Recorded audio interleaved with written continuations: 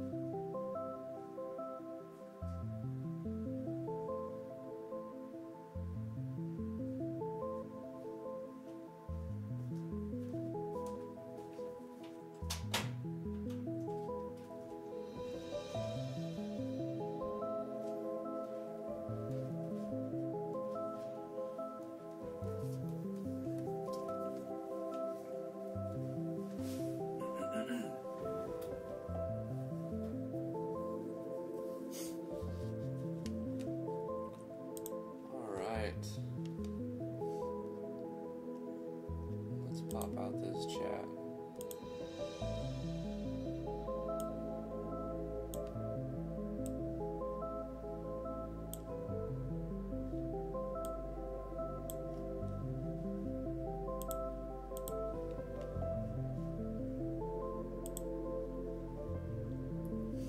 Flash 15X, what's up, dude?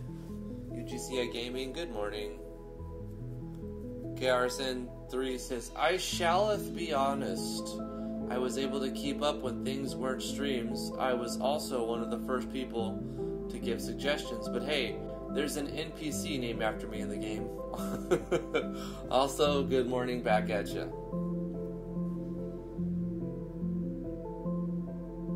It's all good, KRSN.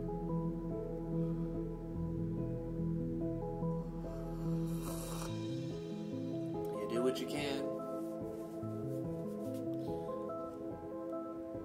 We're trying a new soundtrack today. This is the OST from Celeste. Never played the game, but I've heard it's very good.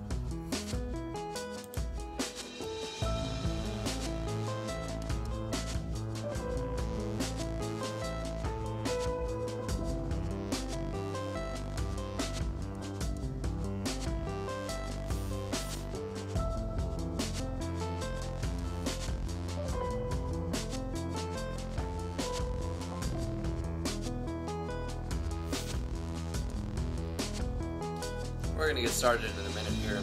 Just have to sip some coffee real quick.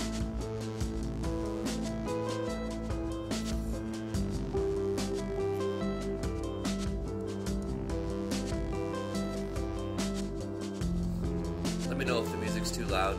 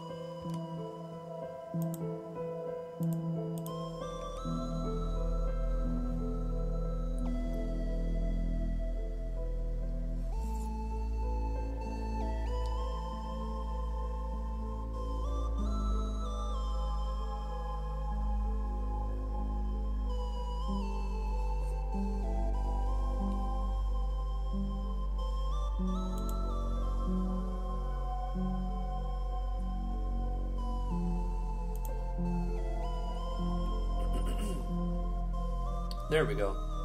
Got the promo links up.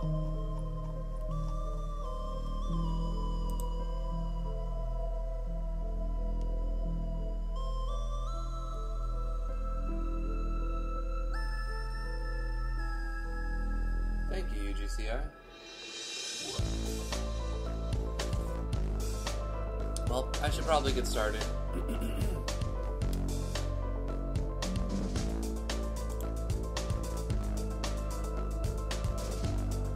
How's it going, everybody? I'm Drifty from Driftwood Gaming. Welcome back to RPG Maker MV. We're going to be working on Natural Explorers.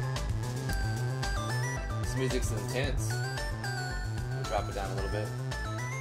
Thank you so much for joining me. We're working on Natural Explorers. I gotta get this snare out of my headphone. There we go. Okay. Hey, Chaos Theory.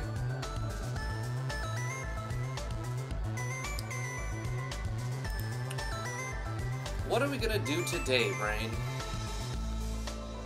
We need maps. We need to make more maps. I need to start designing a port town, something bigger than the small 3 houses and 3 interiors, and that took pretty much the week between the maps and doing the doodads on them, designing the events on them. It took a week, so I'm expecting weeks to finish this map. Next set of maps. Still waking up. Cheers, everybody. Cheers. That is some good coffee. We did quality of life changes and updated all of the resource nodes, so they're a little bit more informative to the player, and they look better. The positioning isn't being stacked on top of or behind the pop-up window, the Yanfly event mini labels, and that's not what I was meant to say, the Gab window. Yeah. Hey Boro B, how are you doing? So I'd much rather mess with eventing than mapping. But, I mean, I need maps. I've got to put more maps in. Oh, I should probably move the blacksmith because it's hard to get him through a playthrough. And he's really the best way to get your iron ingots created from the ore. So you're going to be dungeon crawling looking for the blacksmith. You know, I should probably add an NPC in here that's here, maybe sitting down right here or something, and it tells the player the blacksmith went into the dungeon looking for materials, but he hasn't returned yet.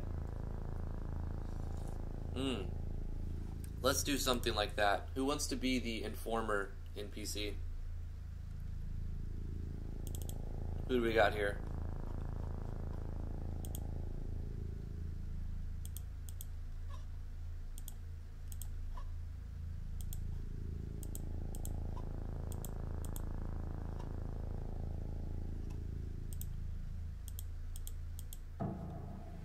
We need an NPC that kind of gives the player tips. Helps the player out. Naz. It's going to be Naz.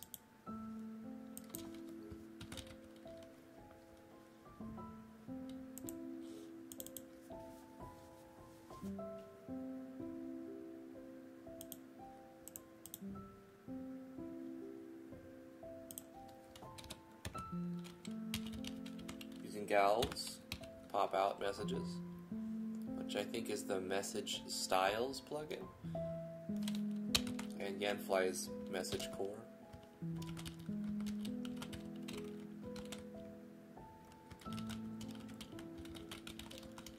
Went into the dungeon looking for supplies, but he hasn't returned yet. Maybe someone should go search for him. And I think his dialogue, I'm going to make Naz's dialogue change throughout the game. So we're going to say window top.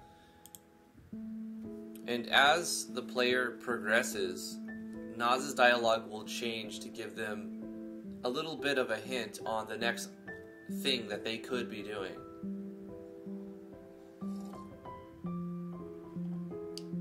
Hey, Artisan Travado, he says, if using the Chrono Engine ABS, is it possible to make an abnormality that makes you unable to sprint for a short time? I haven't messed around a lot with Chrono Engine. I did start, when it first came out, I was checking it out and made a little project with it and struggled to create assets that would fit a different resolution. But once I figured that out, I'm like, okay, so you actually have to put some work in if you want to use the Chrono Engine to make it not look like, you know, you just copy-pasted the whole demo project. So that I can tell when people have done that.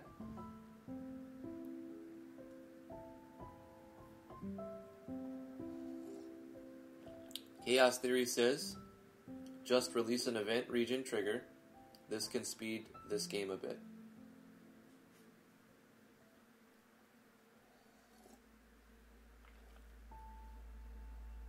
Event region trigger. This can speed this game a bit.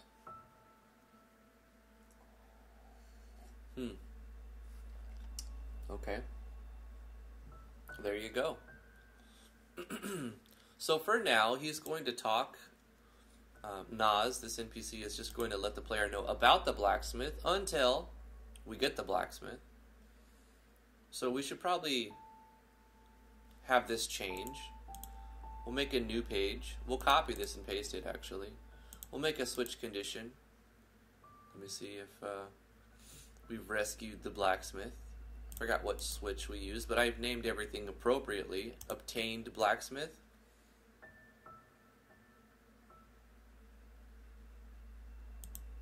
But the blacksmith comes into the town and asks for 1,000 coins before setting up shop. So I forgot which switch it is that actually... I think it's this one is when we first get him out of the chest. And then these ones, basic forge purchased, forge timer starting, are when you actually pay the blacksmith to get started. So I don't want Nas to be like, I heard the blacksmith went into the dungeon, and the blacksmith's like walking over there by the lake, just across the screen. So let's see, obtained blacksmith, and I'll double check this. So if they've obtained the blacksmith, Nas is going to say something else. For now, he's going to say, it's good to see the blacksmith back in town. And then he'll say other stuff. Next tip goes here.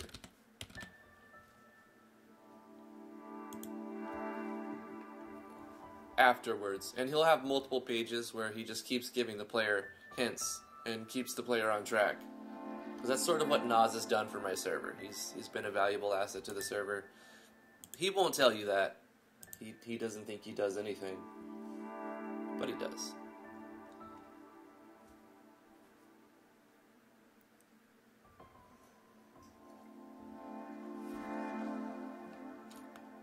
So here's the blacksmith.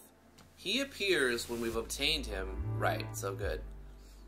So even though we haven't paid him and set up shop to do this part, it'll switch Nas's text. So he's in town, and he can be like, oh, it's good to see him, blah, blah, blah. There he is. Okay.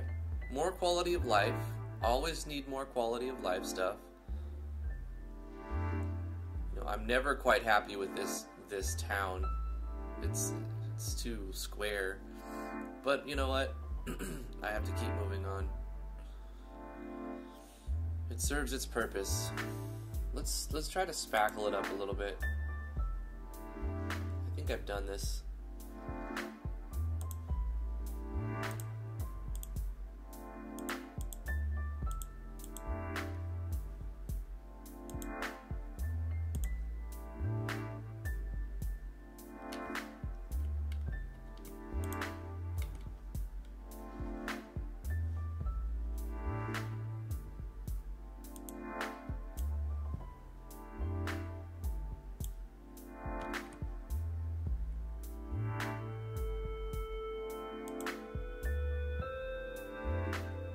So we get the Tinkerers. We can do the interior of the Tinkerer shop once we rescue Devin.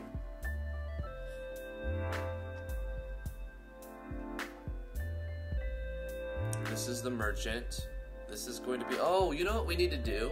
We still haven't set up our system for auctioning off our goods, like setting the player market up. The blacksmith is like supply and demand, pal, 1,000 coins. That's exactly what he does. He's like, yeah, I know you rescued me. I was locked in a chest. But, you know, if you could give me 1,000 coins, I can set up a shop here.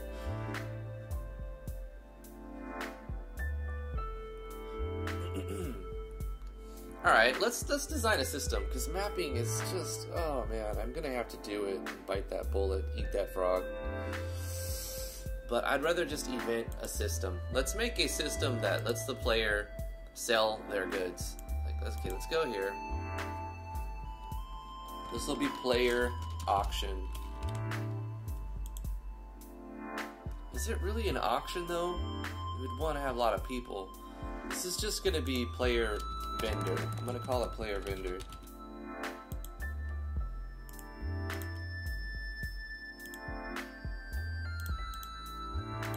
We're going to start off with an encapsulation to see if the player is facing down. So the player has to go inside there and look down to use it. Have you thought of just taking the bullet and paying someone to map for you? I don't have the money to pay for maps because I would want to pay people like a good amount, you know, and the amount I can't afford to pay them is like can be insulting to some people. Because I know how many hours and work it takes. So, I don't know. I'm just going to have to do it myself. And I've done a lot of the maps myself, so... Besides, I'll get better at it when I'm forced to do it. what is the saying? Necessity breeds proficiency?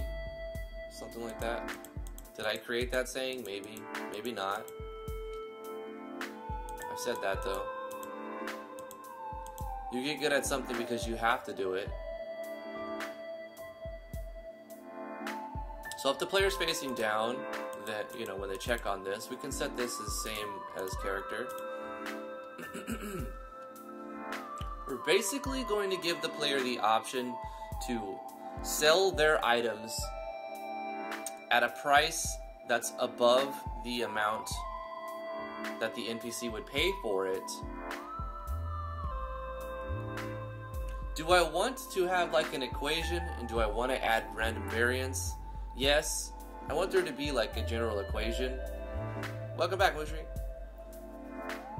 So that the player is not going to make like 10 times what they should off of selling a crappy item, or be asking too much for this really good item when it seems like a small amount. So I want to have like the base value in mind, the base price, but then also let the player, how should it work? Because the idea is the player farms goods and processes them and either uses them in combat or sells them for profit.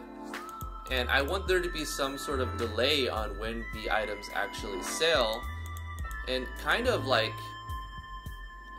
where the player can have 3 items up for sale at any time, and the player can come here and place items down. And if the player has put those items there, a timer starts, and depending on what they're asking, you know, it'll determine how fast it sells. It's a small feature, but it could cause a lot of work. But it's a fun, interesting challenge, I think, and it's an interesting system.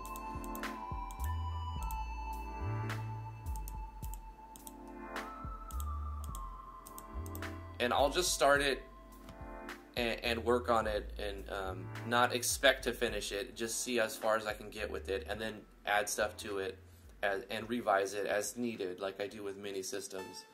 So I don't have any like grand plan, I just know kind of how I want it to work, and then I can use the game's eventing and maybe even script calls if necessary,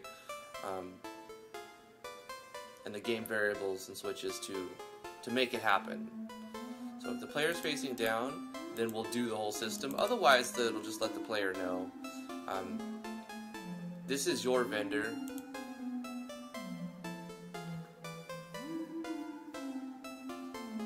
Does the player need to? It's an arbitrary restriction. The player can place items on their vendor from the top or the bottom. Doesn't need to be facing down to do it. That seems like a dumb, arbitrary restriction. The player may activate it from the top, see that it doesn't work from the top, or from the bottom, and then walk away and ignore it. So let's not place an arbitrary restriction on it. It looks like the Switch won't let me chat in the chat comment. There's some problems with the YouTube app on Switch devices, on Nintendo Switches.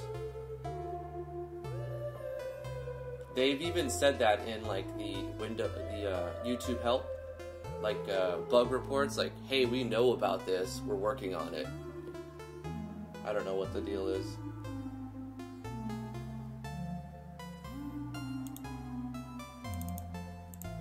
I guess we'll prompt the player with the text, asking them, would you like to place your items up for sale?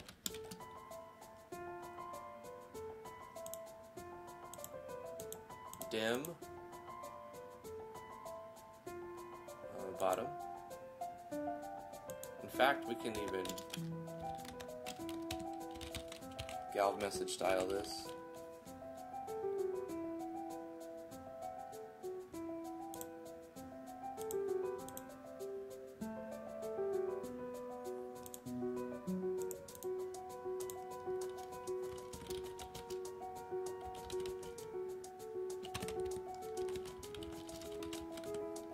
sell some stuff. Not right now. If they want to sell their stuff, we can select item. We're going to store the item they selected in 100. Item for sale. Item selected for sale.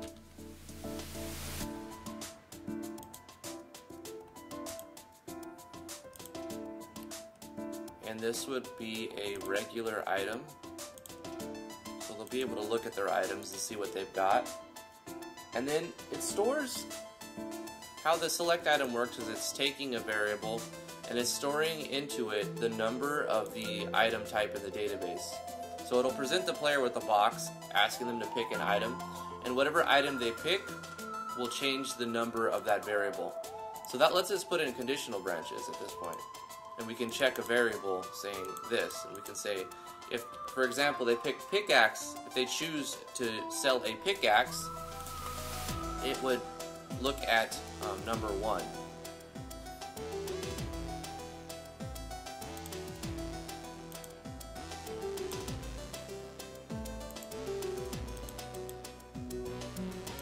Do we need anything to happen if they say cancel out? Should we just let them cancel out, or should we ask for a confirmation on that? We should let them cancel out.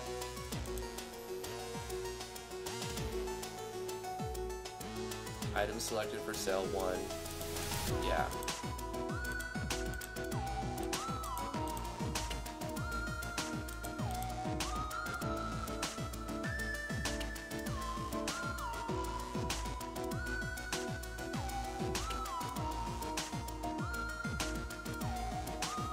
You're watching on your Switch, but you're chatting on your phone. That's pretty cool. You got a couple of mobile devices.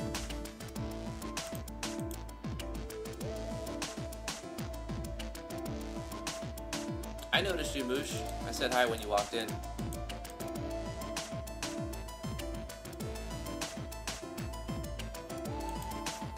So if they're selling a pickaxe, if they select a pickaxe, then this would see if they're selling it. What do we want to have happen?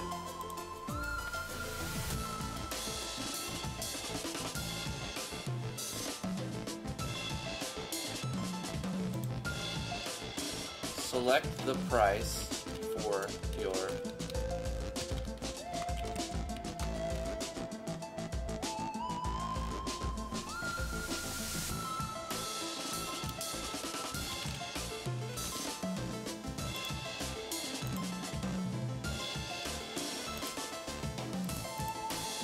you can select a number now, input a number.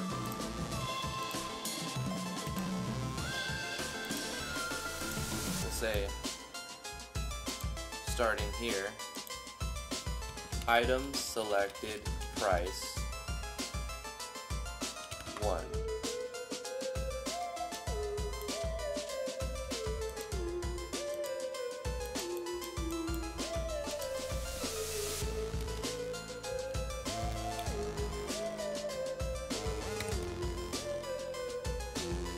Item select sell price 1.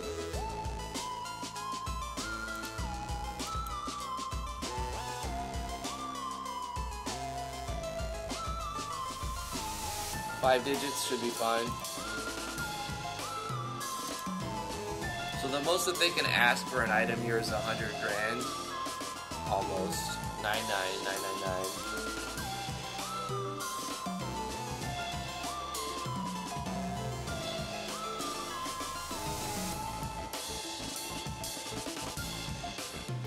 Because I would imagine some items might be worth more than 10,000, so.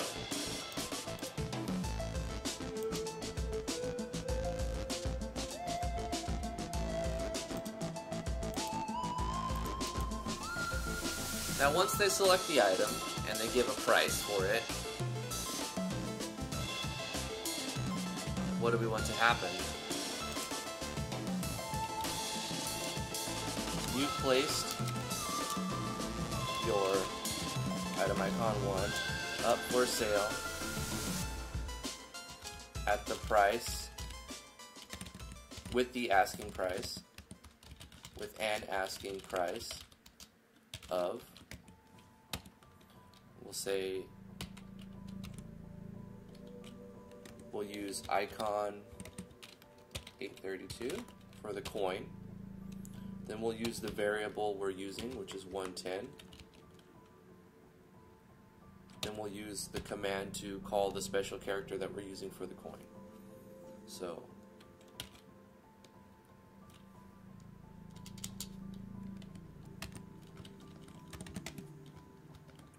when it, we can let the player know that they don't have to stand around. They can go, when it sells,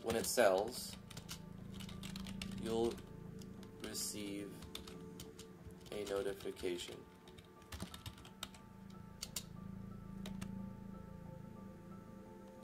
When or if it sells.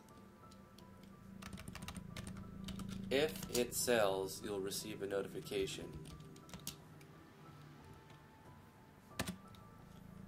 We should also include some sort of like, hey, you're asking too much, this will never sell, or should we let the player figure that out?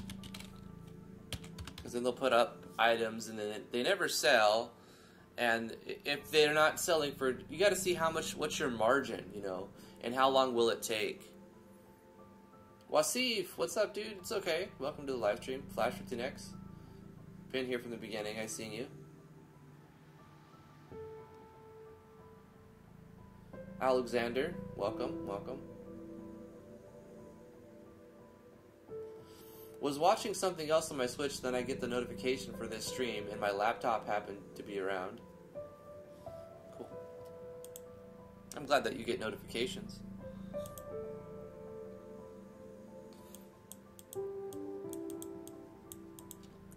You've placed your item up for sale at the asking price of this. If it sells, you'll receive a notification. Right. So they don't have to stand around. But now we have to design the logic for it. Like, how much are we going to use an equation? Are we going to use dot price? I think we need to go with an equation that's copy pasteable, because if we're going to be doing it all manually, it'll take too long. And as fun as it and interesting as this small system seems, it needs to also be manageable and updatable. So if I change the price in the database, I don't have to change the event every time. So I want to do a script call. I'm going to look over here and find something to check the item's price. I imagine it would be like, you know, you just check the database of the item, index of the item in the JSON dot price, reference that, and then manipulate a variable based on a percentage or whatever multiplication you want, and then check against that variable. So let's bring up a script call sheet here, over here. Nope, not over there, on this monitor. Thank you very much.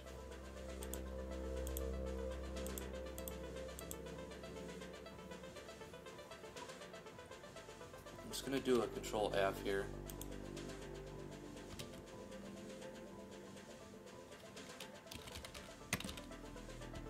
Nothing with dot price. Nothing showing price.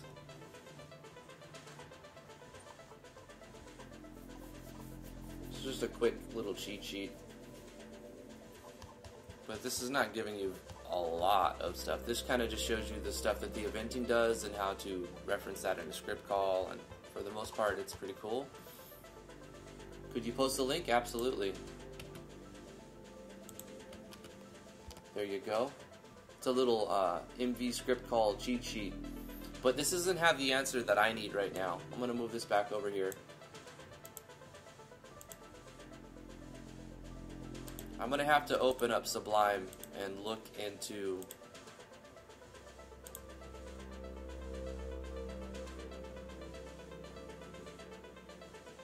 one of these JS files. So let's just look for price. See what we get. Are we finding anything that has price? No. What about in the managers? Anything for price? Nothing.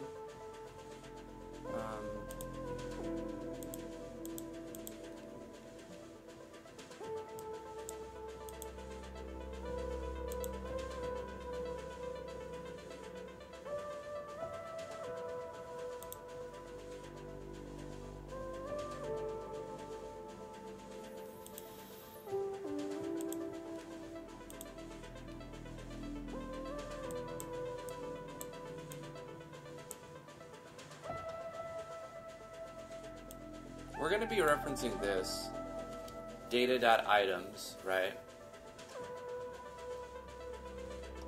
Is .price defined anywhere? Price is a thing, right? Let's check. Okay, let's do a check. We're going to take this right here. No, don't move it. Just select it. Thank you. Copy this. We're going to do a little testing event thing going on, yeah? Make a new event that's gonna be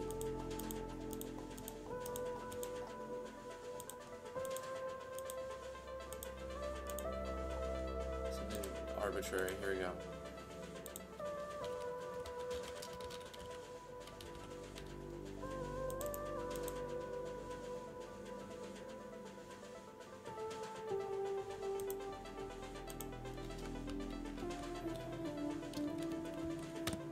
Now, data items is an array.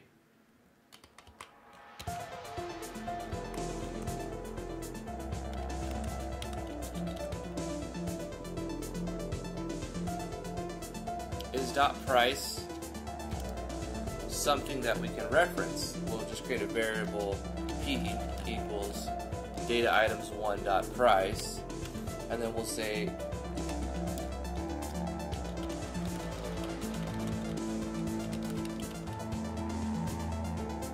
we'll use 111. I don't think I'm using that for anything. I'll double check in a second. We're going to store the value of this variable because once we finish the script call a frame later, the variable we stored is no longer in memory. So we need to use the game variable to be able to check it. So we're going to create a variable, call it whatever we want. Just call it X. And then we're going to put the price of data items 1 in there. I'm probably messing up syntax somewhere, but that's whatever, we'll figure it out. And we're going to change the variable 111 to hold the value of X. And then we're just going to reference variable 111, show text.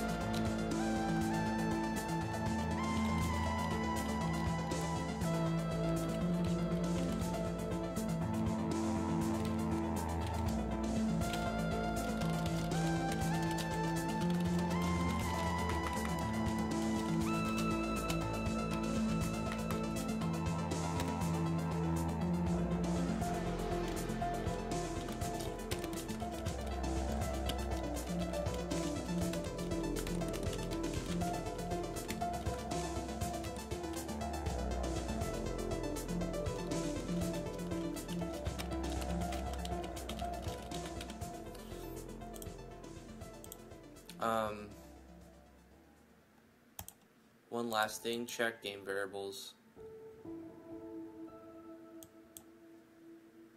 111 is not used yet. Okay, good. Good.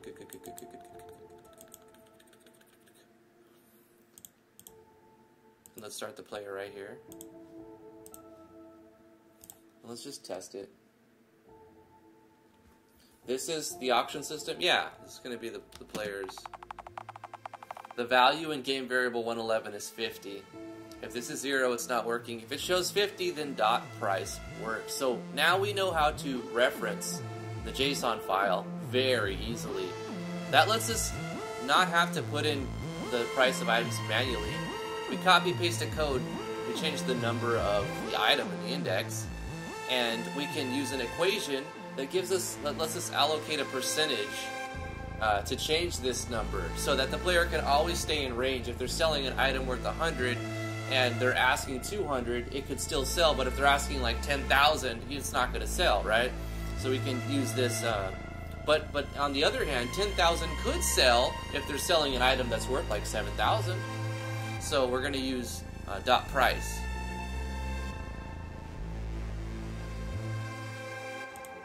because what it's referencing is the value that's stored right here inside variable or array, index of the array in the JSON for data items, you know, the first one.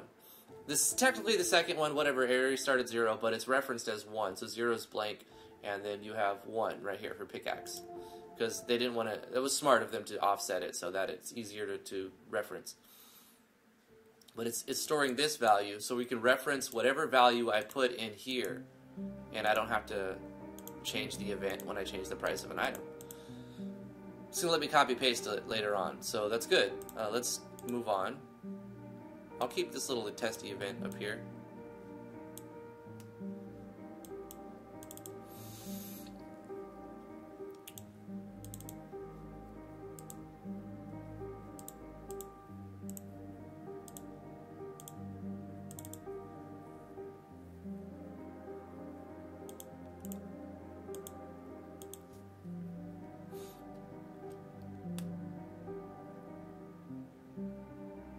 But now I have to design an actual equation.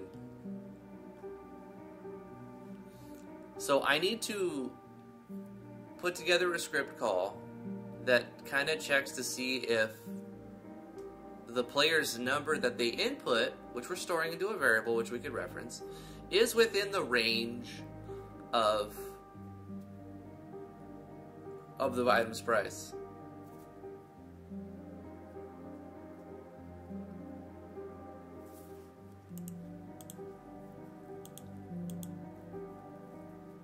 So we'll be changing this number. Item number. Oh, that doesn't work. Item equals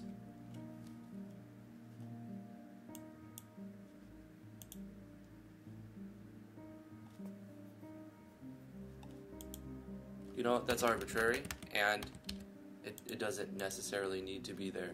Plus, I might need that extra one line. How are you going to auction off multiple items of the same type, like 20 stacks of lumber? I don't know, Docweez, that's a good question, because if the player is going to have, like, they want to sell lumber, they're going to sell it one at a time. That's another level of complexity, too. How many do you want to sell of these things? I'm glad you asked me that, because you made me think about the setup for this. Let's set up a system that lets the player sell multiple stacks of that item. Say they want to sell 25 pickaxes or 20 lumber. We can design an equation that would just add up. First, we'd run our conditions to see if they have these things.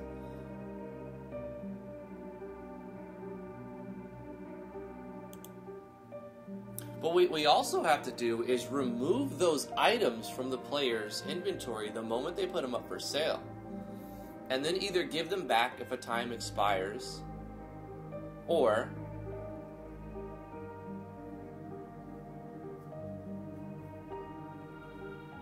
make the player come back and take them off for sale. It makes more sense, because then I won't have to put that in a parallel. Yeah. Too many complexities? It's not that complex yet. It's pretty simple, right? Let the player pick an item. Let them decide how much they want to sell of that item. See if they have that many of that item. And if they do, make an equation to check the price of that item. Multiply it by the number, the quantity of that item. And then give some sort of random range. Or you know what? Make a set rate. No, because then the player could just see what it sells for and then always ask the max price. Make a random range between 1.5 and 2 as the limit. And then place a timer on it. So, like, your item will, if you sell it to the NPC, you'll get 50% of its value back, right? You can sell it for half. But if you want to get your money back on it, the minimum that it will sell at the market for, like, I should also add a contingency that makes it so that the player can't sell it at the auction for less than they would get from just vendoring it, right?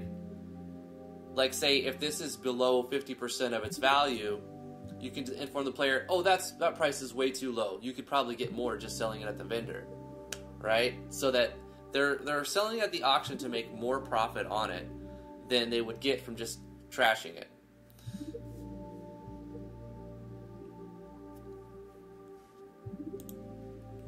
Okay, so in the example where we're trying to sell a pickaxe, select the price for your pickaxe.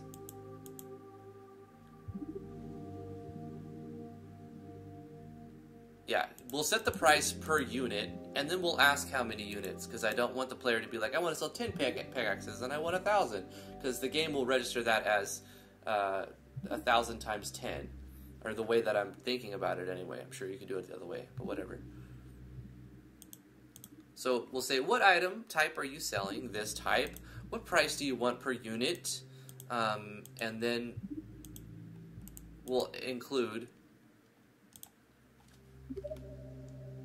how many of these items are you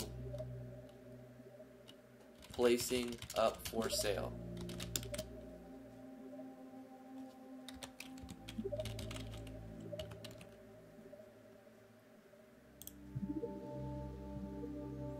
And then we input a number. This will be 99. Nope, sorry, 2 digits.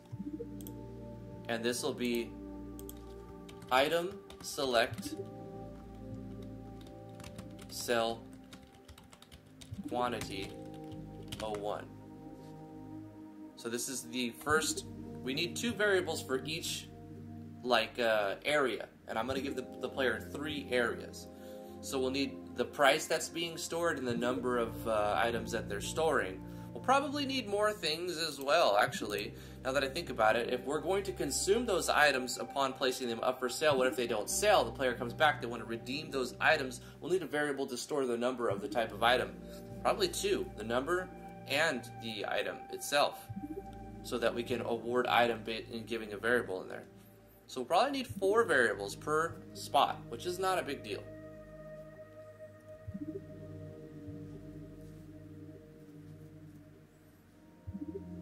Anyway, one thing at a time.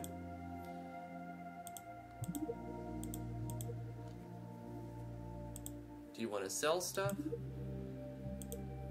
If the player says yes, select the item, then select the price, store that into a variable, store that into a variable, and then how many are you selling? Store that into a variable, quantity, and then let the player know that you've placed your variable. What number am I using for that last one?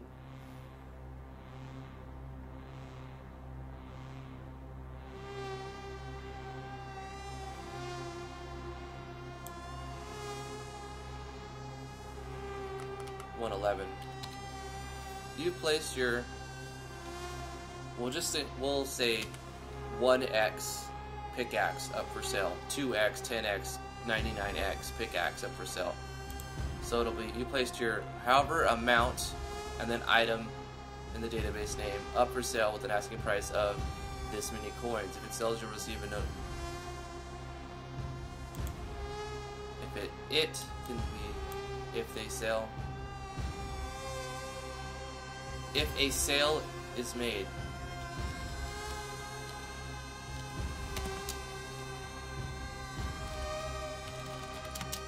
I want to make it available for singular and plural. If a sale is made, you'll receive a notification.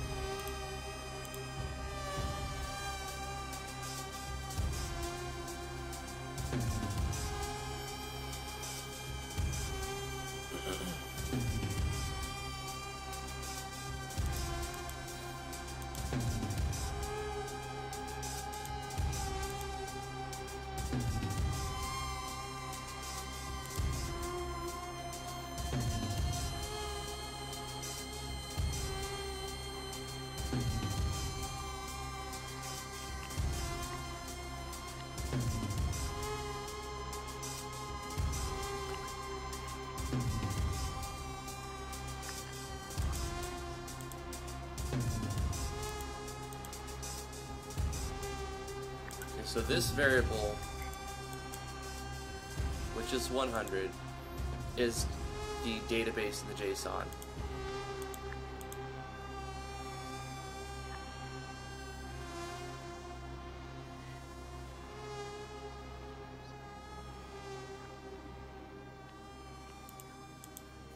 Okay, so this is base price equals that. We don't need this really, right? So what are we doing? We're trying to figure out the logic for our auction system. We're giving, we're gonna have to make an equation that checks the value of something to make sure that it is above 50% of its value and less than a random amount of 1.5 to 2.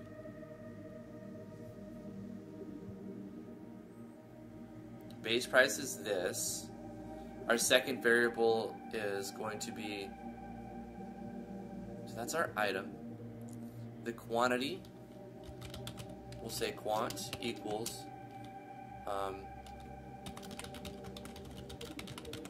the value of whatever variable we're putting in.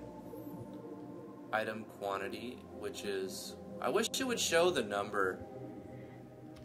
I know it's 111, but I wish it would show when it says input number, item, and then right here, it should show like the variable number right in front of it, right? That would make more sense in the engine for clarity, readability, reference capability.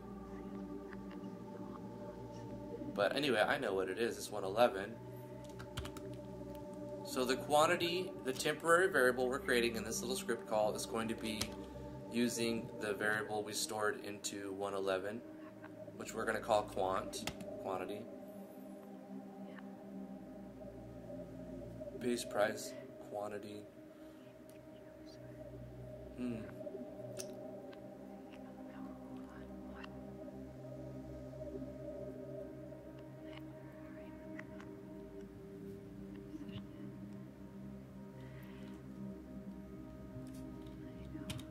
Okay, the price selected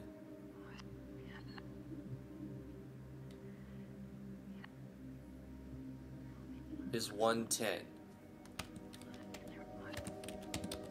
Variable price select equals the same thing we're putting here, but we're going to reference 110. So this is the player's price that they picked. This is the actual value in the database, price that they picked, and the amount that they picked. I need to make a contingency real quick. Before it even gets to this script call, when the player selects the number of quantity of items that they want to sell, we need to check to see if they have that many items. So this is variable 111. So we need a conditional branch that checks variable 111. No. We need a conditional branch that checks the game data.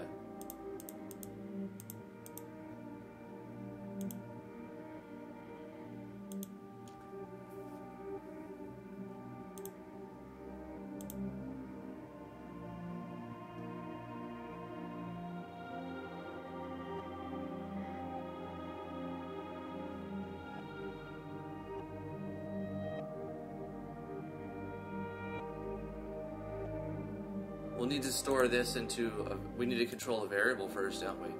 Yep, we need another variable. So what we're going to use here is player quant check, item quant check. We'll say item 01 quant check. Very, very clear.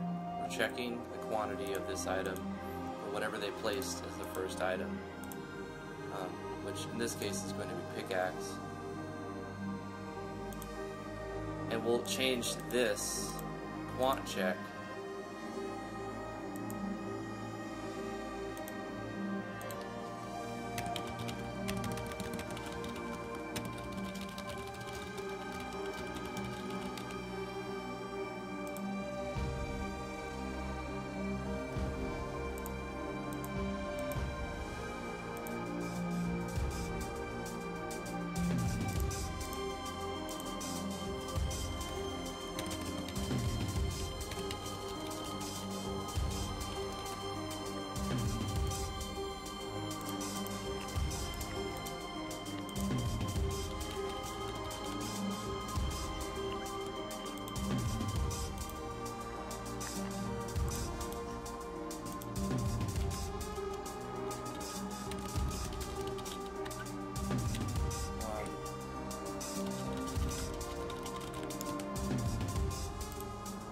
I'm commenting my code to get better at the practice of doing it. Also to make it easier for people to recreate the system when it's finally done.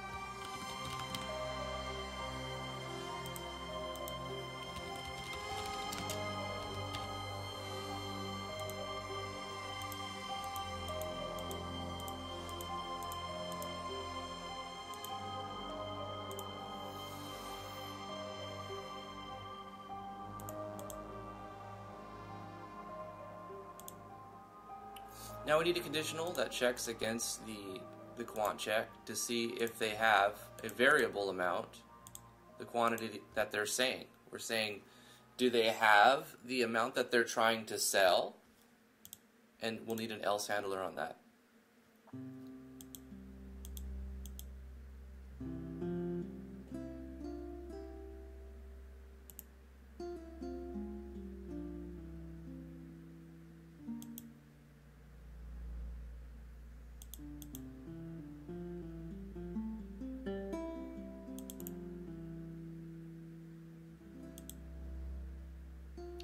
Then basically, this is where we put the rest of this stuff. The else handler here is when they're trying to sell more than they actually have. So we'll inform the player. You don't have that many. We don't have to be specific here because it's going to be copy-pasted for every possible item. So the less bit that I have to manually go in and change is better, especially when it doesn't make much of a difference. We can just say you don't have that many, and that's a very, very copy-pastable entry. If I want to reference like an item here, hey Asher, how you doing?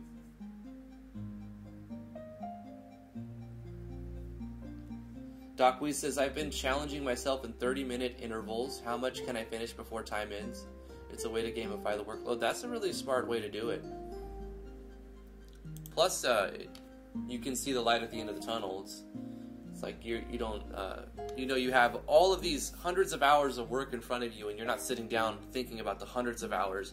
You're just thinking about this 30 minutes or this hour, and in my case, this 2 hours of work that you need to put in. And that does help. Plus, you also get to a mindset, you're like, I only have this much time. I only have 2 hours. I need, you know, get done what I can.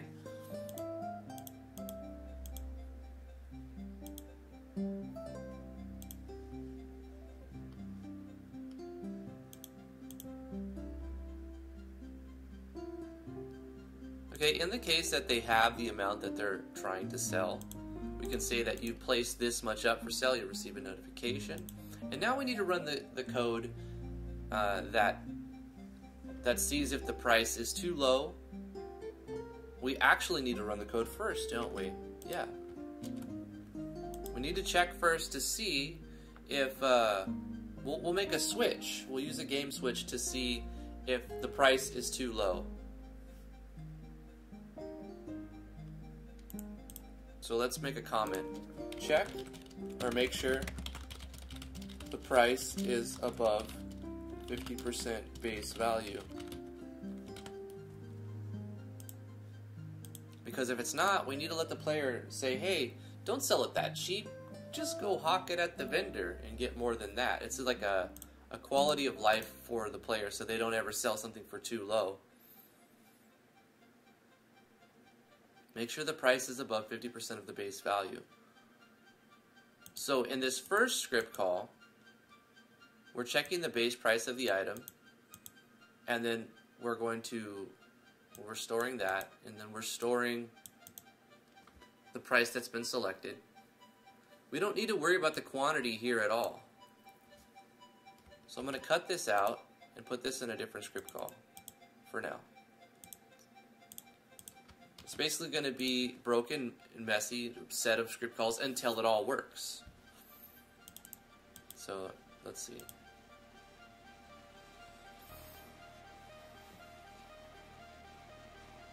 Now, what is the thing we're going to be checking? Very simple, right? Check this number. If it's more than 50% of this number, then toggle a switch. So, if base price greater than equal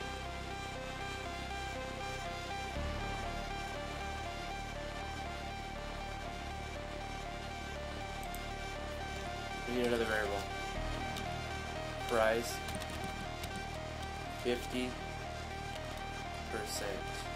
of base equals. This is for legibility.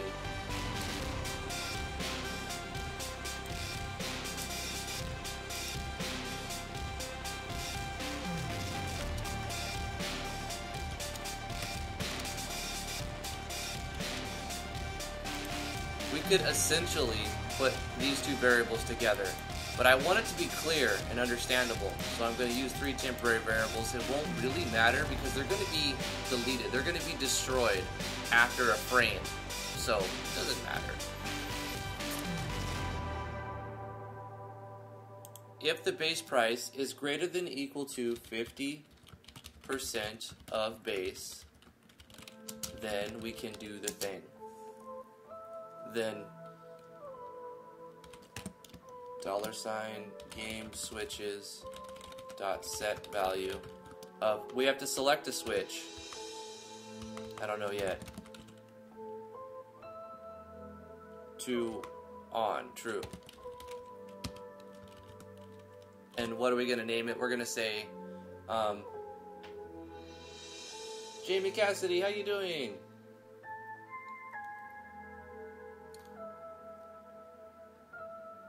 The switch will be named, depending on if we set this true or false, we need to name it so that it makes sense. Just the convention will help. But there's no headline there. So what we'll name the switch is valid price, if it's a valid price. Yeah, and we could actually reference that same switch again later on and toggle it so that if the valid price switch is off, it just won't go for sale at the end. So we're going to find a switch number first. Control switch. What's our next switch number? I'm going to use 110. Valid, or you know what? I'll use 111 because this might help as well. Valid price. Wait. Item selected. Item select valid price 01. Switch. Item select valid price 01. Or item select 01 valid price.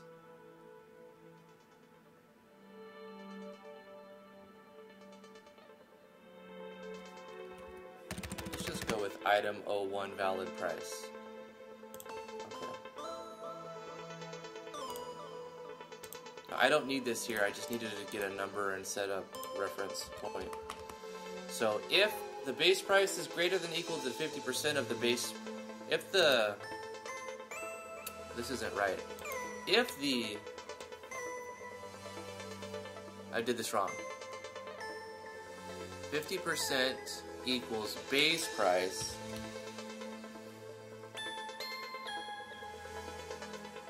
no, I did it right, I did it right.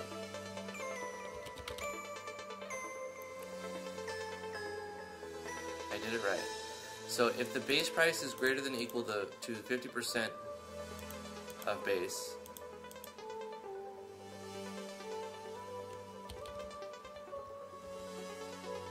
I may have named it wrong and it seems confusing because of this.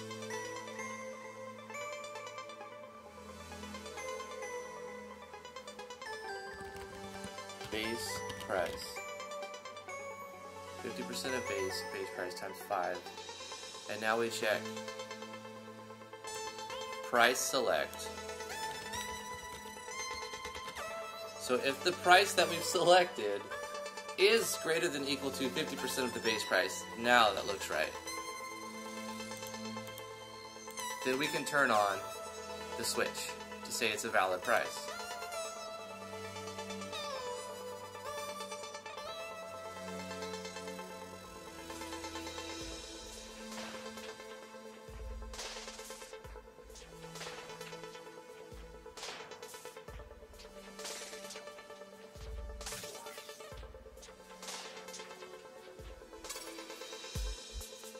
Okay, I like that. This is a safety net, so the player doesn't sell their stuff too cheap. So we delete this little control switch because we're controlling it here, right?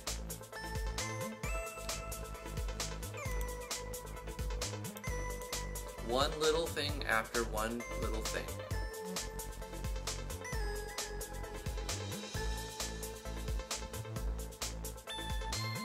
We also need to see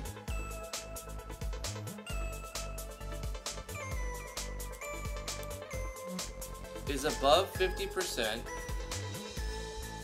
but less than 200% of its base value. So let's add a little bit of complexity. We need to just do an AND. If the price select is greater than or equal to 50% of the base price, and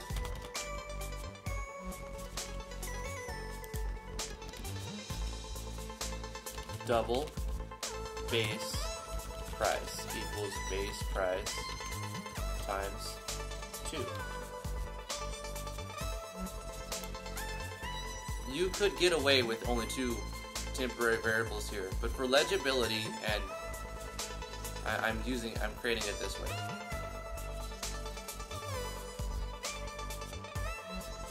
And we have to say, again, price select, because this is a whole nother conditional. We can't just say and, like price select greater, we can't spell it out the way that you'd want to say it. If price select is greater than or equal to 50% of base price and less than or equal to double, because it'll give you an error. You have to also set this next section as another condition. So, if it's greater than or equal to 50% of base, and if price select is less than or equal to blah blah blah blah, right? Less than or equal to double base price.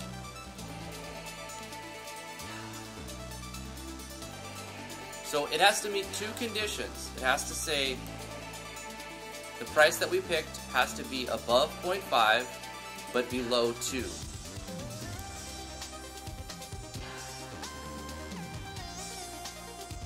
If you do sell it for double its base price, that's 4 times the amount you'll get from NPCing it, from selling it to the vendor, right? So quadrupling your money by auctioning it.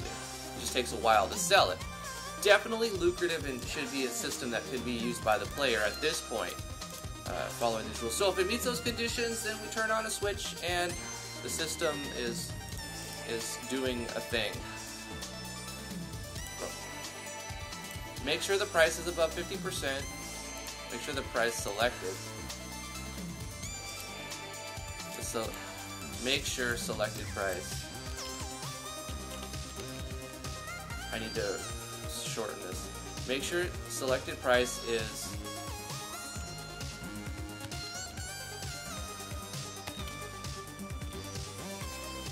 greater than 50%, but less than 200% of its base value. So now it still fits on one line. Make sure the selected price is greater than 50% but less than 200% of its base value legible.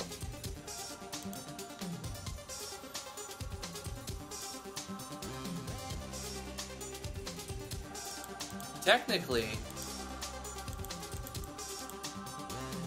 we're checking and, not but.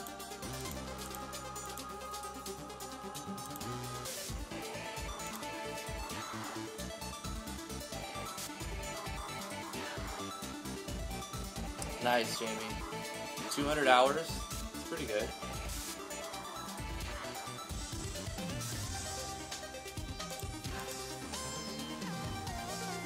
Alright, so now we've determined if the player's price, we've already seen if they have the amount of items they're trying to sell, and it won't populate in the list unless they have at least one. So they've got an item, the number that they put in is equal to the number they have or less than.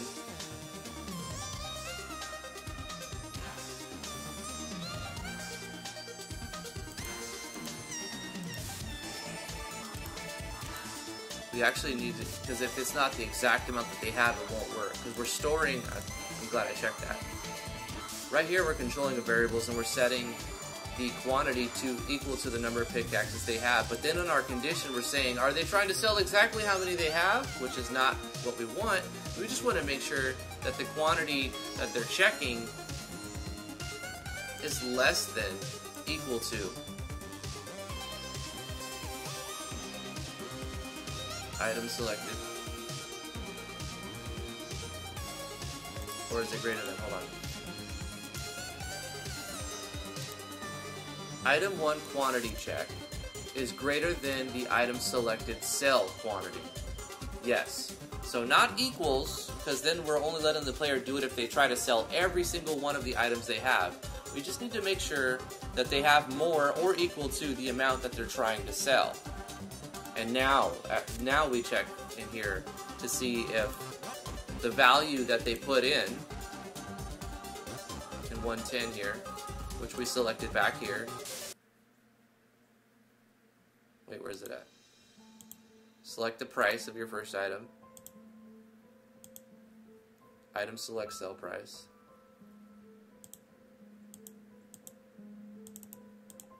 Which is 110. Price select, yep. And here we're checking to make sure that it's within the right range.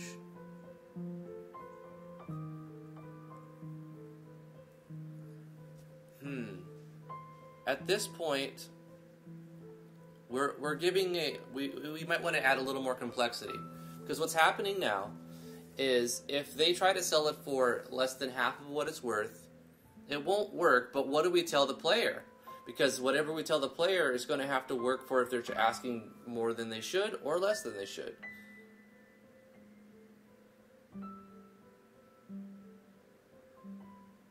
I want to make it clear, so I'm okay with adding another layer of complexity.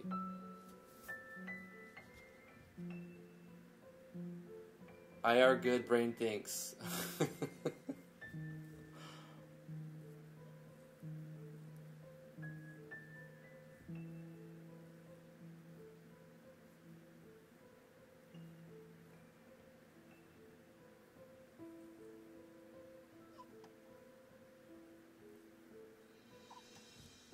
Yeah, just one more layer, because I want the player to be able to be told that, hey, you're asking too much or you're not asking enough. And right now I've got it set up so that it won't work unless they ask within that range. So I could say that's not a valid price range. But they won't know exactly, is that too much or is that not enough? Or should I leave it like that and just return the value saying, that's not a valid price? That's kind of frustrating, right? Well, is it too much? Is it too little? You could ask more and see if, but then it would just make the player say, it's not going to be that big a deal. Here's what we do.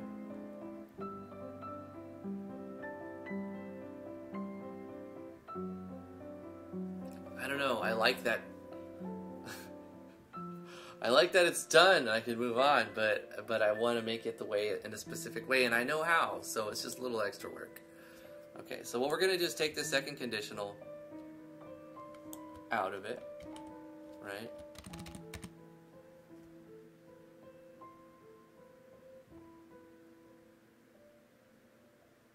And I could use one variable or two switches. I'm just going to use two switches.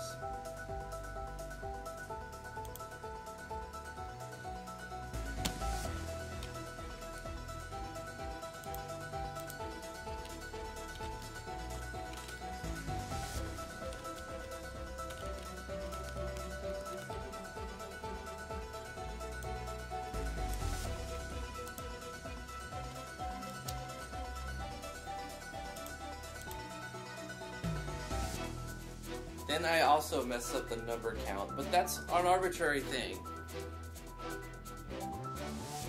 Because I want item 2 to be 112, item 3 to be 113 for the switch. But if I have to use two variables, it'll be item 1 is 11 and 12, item 2 is 13 and 14. It doesn't really matter, right? Just reference your numbers right and use whatever you have to use. I think that's a little OCD on my part, really. Like, I want it to be this way! Ah! Compromise is sometimes required.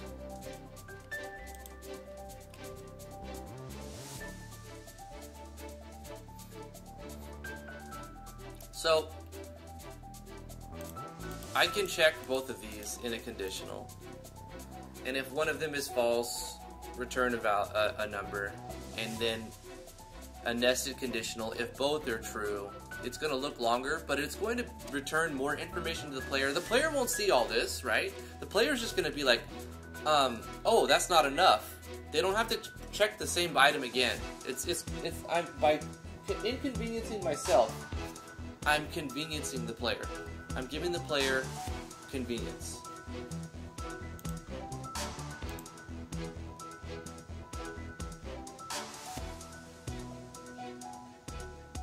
And that's what we're doing here. We're presenting the player with a product that they're going to like for various reasons. Maybe they don't even understand why,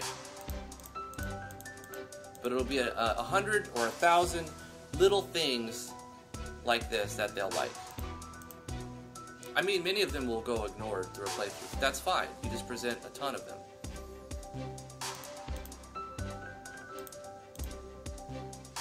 Okay. So now we have values that we can check and do things depending. So we'll do conditional. We're going to be need to check a switch. So this is item 01. We're still referencing 01.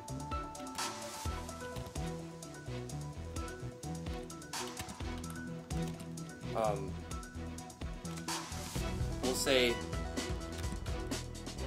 greater than valid price. Item 01 less than valid price. That's confusing. It's confusing for me. I just need to reference that when this is true, the player's price is high enough. High enough. Item 01 price, high enough. Item 01 price, low enough. So is it low enough? True. Is it high enough? True. Sell it. That makes sense to me now. Okay. Naming your variables and switches really will help you put together a system.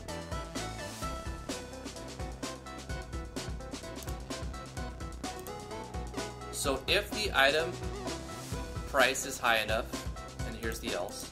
So if it's not high enough, we can show the text and say,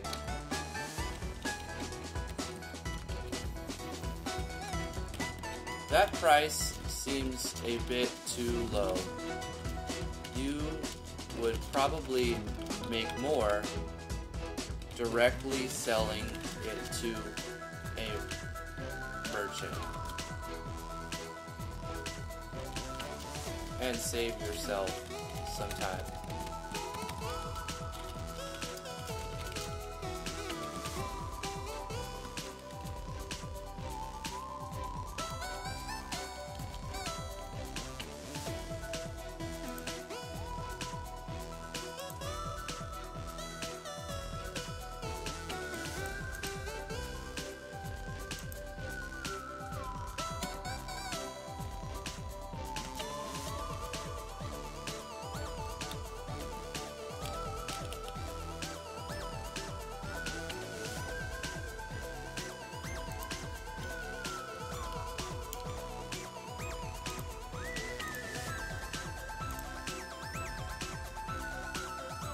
If it's high enough, we check to see if the price is low enough. Control conditional branch, check a switch. Item 01 price low enough with an else handler.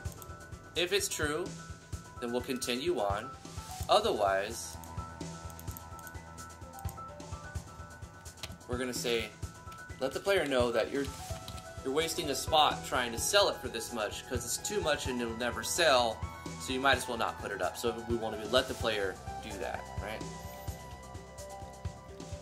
That price is way too high. This price seems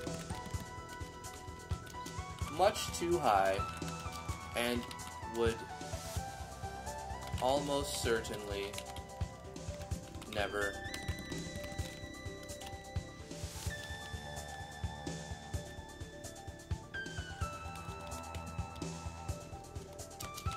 sell.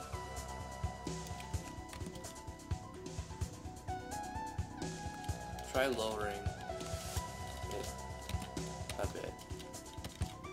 Try again.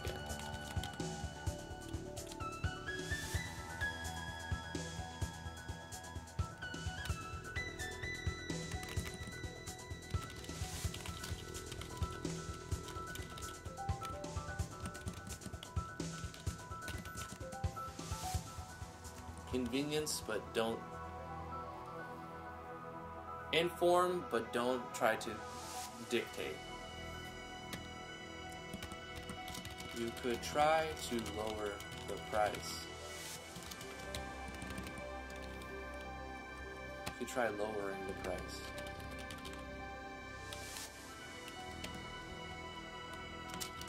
Asking price.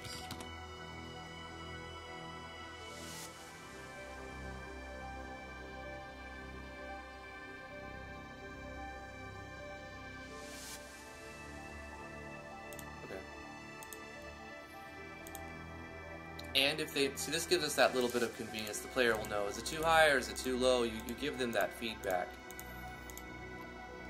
And if so far so good, they've selected an item that they have, they're trying to sell the amount that they actually own, and they're putting in a price that's in a valid range, what do you want to do at this point?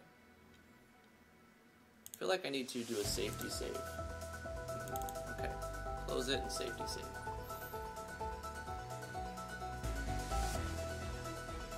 Please be done, my brain hurts. It's not done yet. And then we have to propagate it to 3 spots. Oh, come on, it's not that bad, right?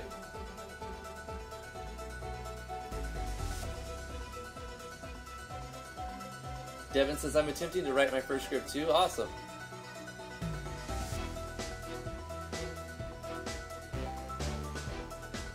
Jamie Cassidy says, caring about your players is extremely important. If all devs did that, RPG Maker games would have a better rep.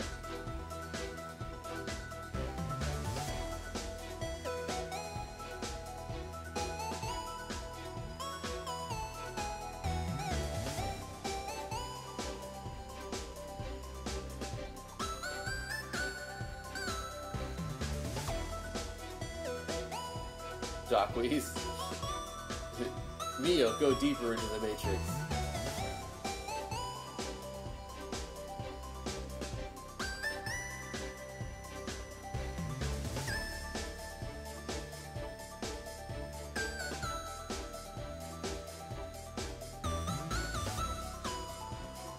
You're making a random dungeon script? Sounds good.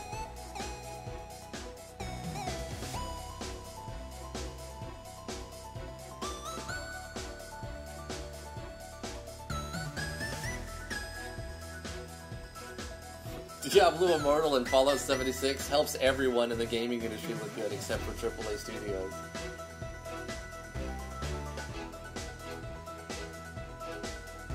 Hey, Devin.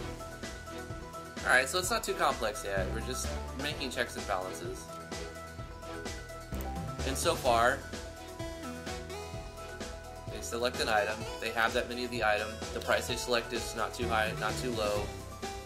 Now we need to take that item from the player and turn on something that stores that value so they know what's there. And then run a timer, right? So let's... So far so good. Add a comment. Remove those. Remove the items from the player and store data on it. Track data.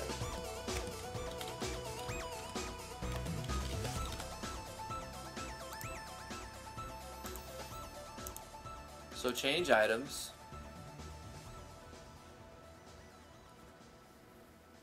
We might have to do a script call for this one. Or, this is for each individual item that we're going to copy paste.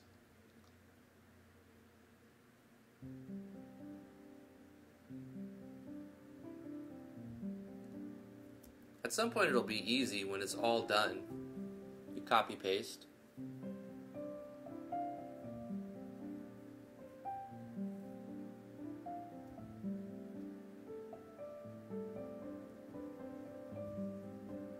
But you'll have to change all instances if you want to have multiple items up for sale. I'm going to do this for one and then propagate if I feel like it's not too much to handle. As in this specific purpose, I know it's an item of a pickaxe. But what if I wanted to copy paste it? I would have to switch this. It's not that much work. Okay. Item selected, sell quantity. So we're going to remove the pickaxe, this many of them, the number that they selected.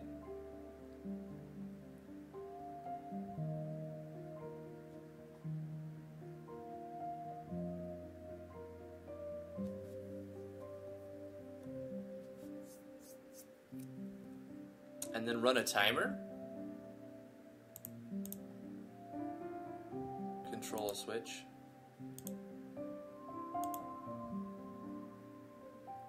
Should we allow the player to pull their item off the market? I feel like if we do, we're setting ourselves up for a huge headache. I think like we can ask for a confirmation and let them know, are you sure you want to sell your so-and-so at this price? You cannot take it off the market once it's on the auction. That's going to be better, because then you can just prompt a show choice instead of a removal process. So hold on.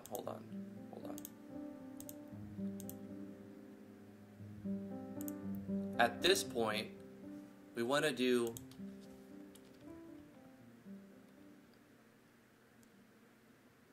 ask for sale confirmation.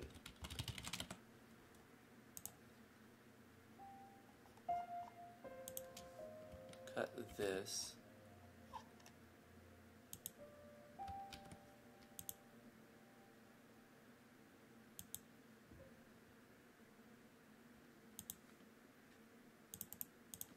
Show choices. Yes. Sell my item.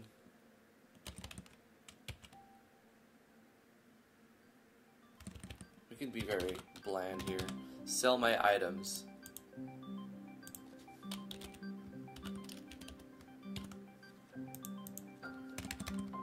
Wait, not yet.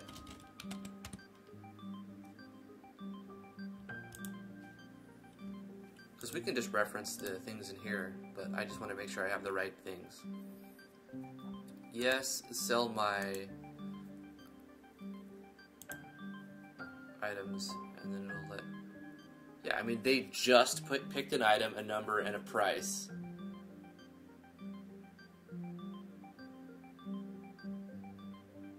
Right, so I mean, it's going to be in their temporary. Remember, they're going to know these numbers.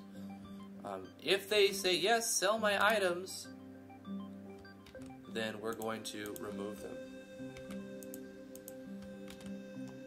Wait, not yet. It just ends. Which will end, which will end. Okay.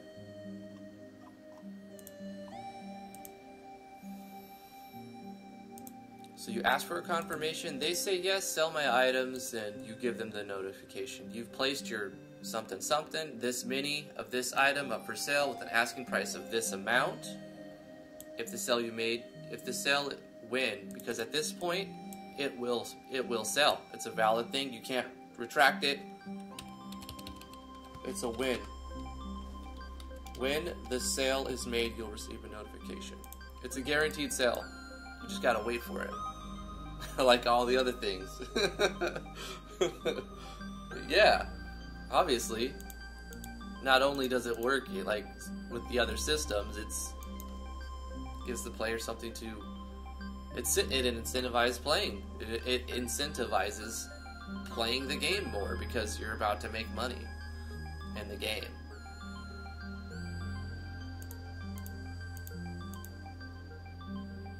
And that's not resorting to any Skinner box here. I mean, there's nothing wrong with Skinner box as long as you don't exploit people, but I didn't even have to do it for this one.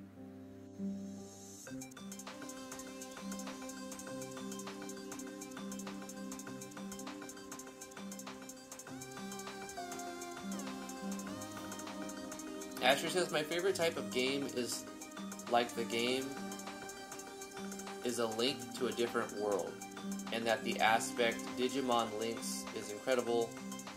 Even the downloads have story.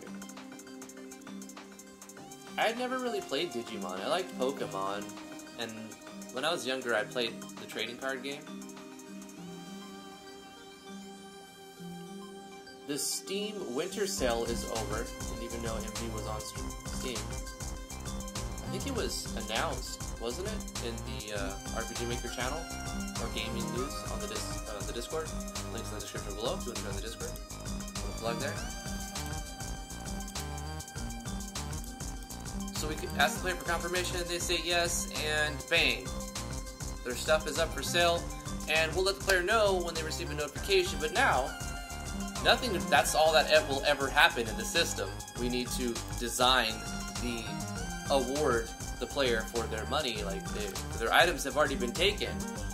Now we need to give them money back. So we can do this in a common event. So let's turn on a switch. We'll call this the Item 01 timer. Item auction. Be more specific. Item auction 01 timer.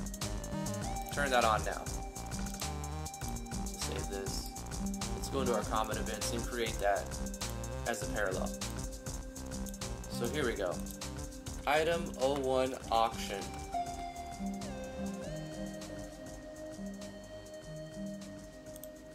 This is a parallel that's going to happen whenever this switch is on, and it will control a variable which we'll need to set item 01 item auction 01 item 01 auction. What did I call it? Yeah, item 01. Just be consistent. Timer.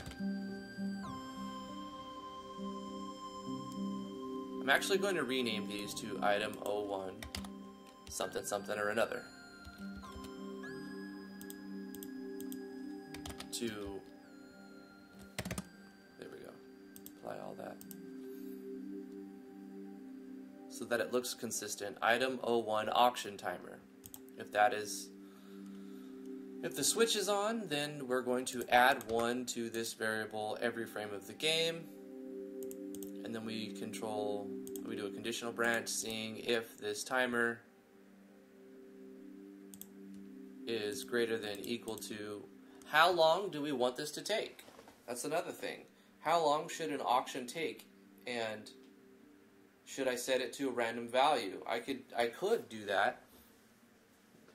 In fact, I can make it a random 1 to 2, and then it could be a 50% timing difference. I don't know if that math adds up. It can add variance to the time. So we'll see. What do you think we should sell an item for? 5 minutes, real game time, not including time spent in menus or time spent in battles. Just running around 5 minutes, the item sells. You're going to get up to 4 times the amount that you would for it. Or should we do 3 minutes? Like a lot of other things are 3 minutes. 3 minutes seems fair. You would come back to your village for other things every 3 minutes. We can incentivize the player to come back to do a wide sweep of many different events, then go do other stuff. In the dungeon, they'll go through several levels, probably spend like 10 minutes in the dungeon, come back, and 3 minutes of non-battle, non-menu time has passed. Do other things, continue on. That makes sense. Let's start with 3, and then we'll change it.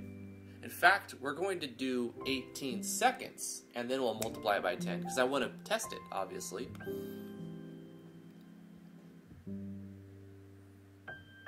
So 60 frames a second, and we want 18 seconds.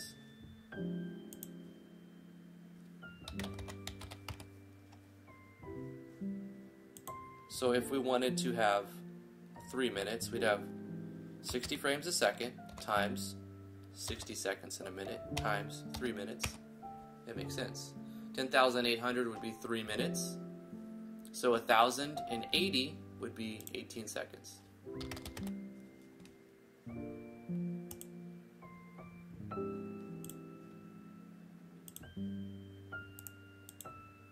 But we're going to add random values, aren't we? Between 1 and 2. So it'll take anywhere from 1.5 minutes to 3 minutes. Does that seem too fast? I think it's too fast. It will almost never be a minute. It'll have to be like 1:50. But it can roll 1.5 minutes. Just the same as it can last 3 minutes.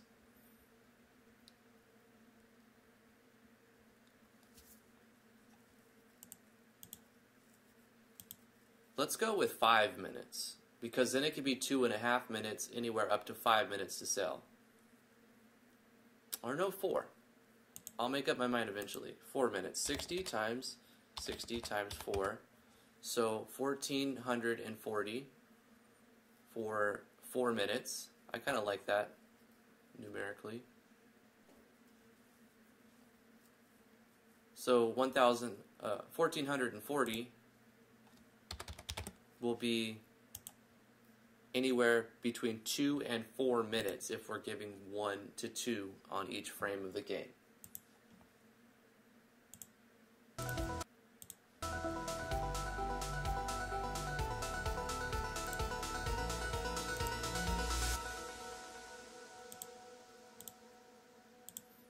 That'll work. Now that we've decided how we want it to be, what happens? Well, we have data stored already. We're tracking data. We know the price the player picked. We know the amount that the player picked. So we need to assign the gold return. We need to basically change gold, but we might want to do this in a script call. Or we can do, I know what we'll do.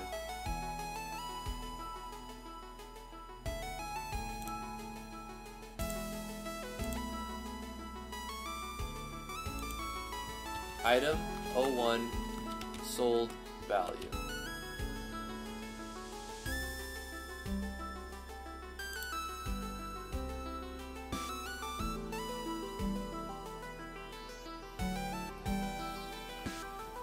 We're going to take the item 01 sold value and set it to the sell price.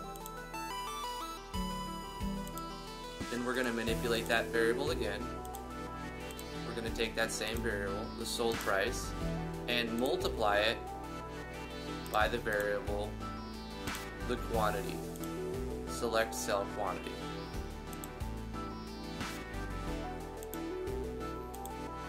So we're going to take a new variable and set it to the value of the price, and then multiply that price by the quantity, and then we can award gold by awarding the sold value.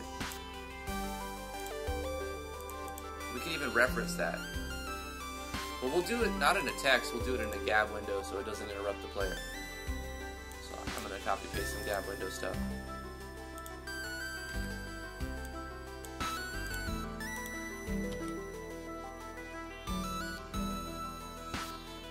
So we'll say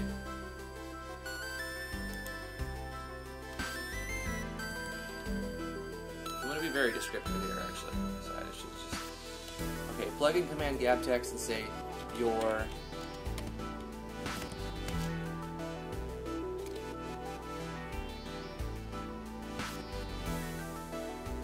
auction of variable the number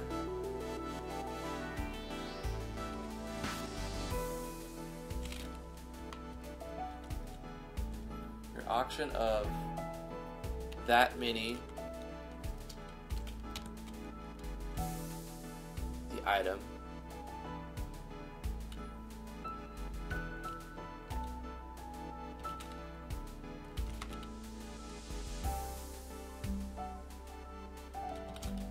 has sold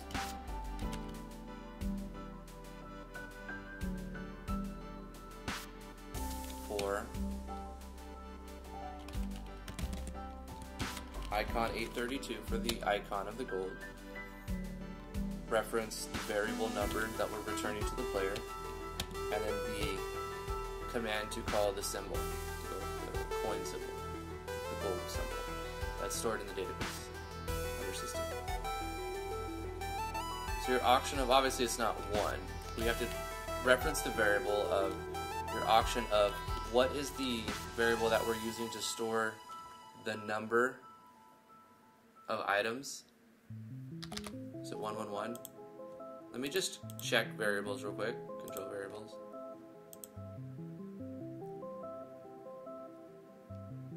Selected cell quantity is 111. Yeah, 111. So your auction of however many, like 10, 20, whatever the player put in, pickaxes, has sold for this much money. We're going to cue the gab window to play a sound. It's a gab sound. It's gab sound. Copy. Gab sound, but we'll change this to a different sound effect. Let me just go to sound effects. Play SE. And we want like the coin. I made it custom on here.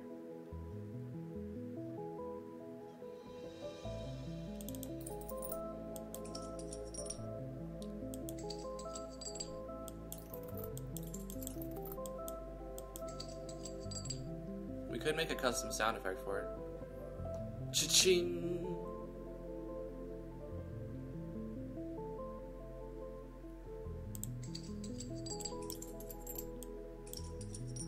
We'll go with that one for now. Coin jingle.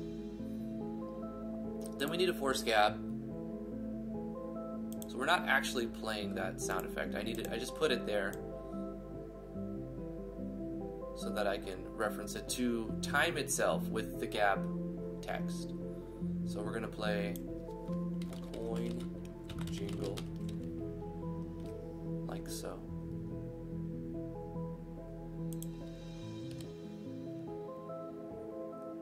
Does the gab window let you change the properties of, like say I wanted to run it at volume of 90 and pitch of 60? Does the gab window let you do that by adding a different things right here? I need to reference the gab window real quick.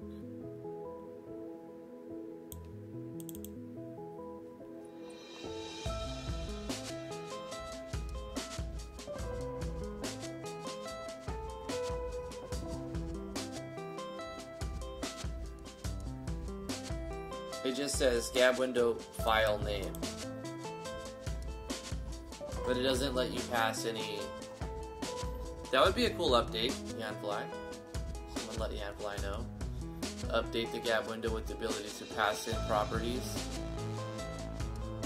for sound effects and maybe any other things, like allow you to pass in numbers after play sound so that you can specify volume, space, and then also conditions so that if they're not there, they're just ignored, right? So it operates the same, but if they're passed, if more data is passed, manipulate that before it's being played, if that's possible. I know Yanfly could do it, but I didn't think...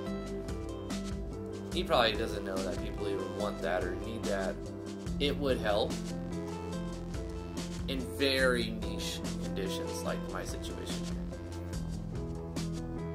But it's more functionality, right? So we would put in like gab sound, file name, space 90, space 60.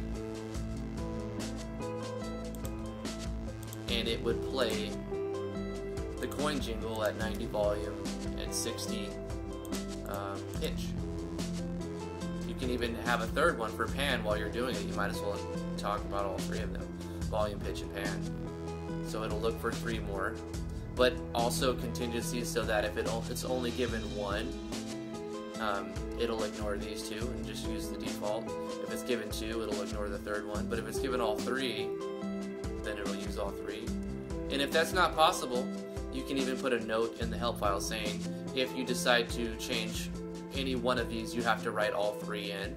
So what if you have to put 90, 60, 0?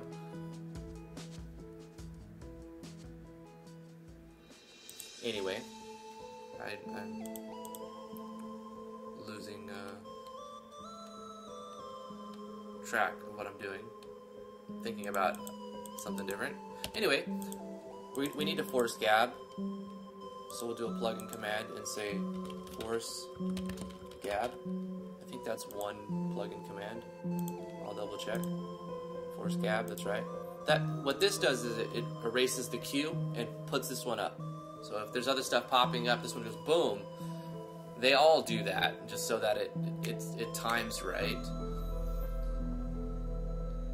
Eventually, I'm going to have a conditional on all of the gab windows where the player can decide what notifications they want to receive.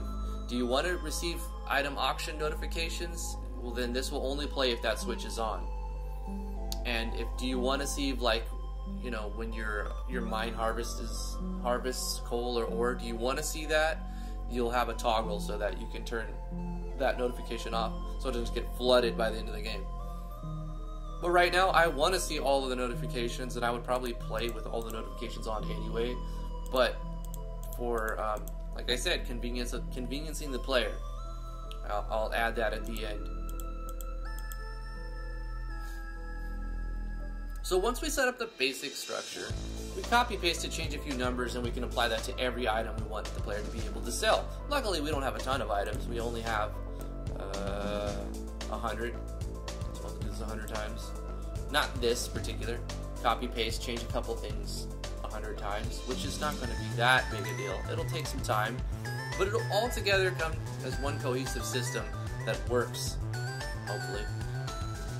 And bring something to the table that hasn't been done before. All right, I'm sure it's been done before. Everything's been done before. But at least it may have a custom execution of a similar idea. And an integration into a project that may be a genre match. Okay, whatever. I'm just blabbering now.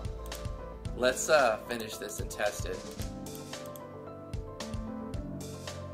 We also need to turn off the switch now. Control a switch. Otherwise, it'll just spam that. Players gonna get rich. They're gonna get their payout every frame of the game after it sells.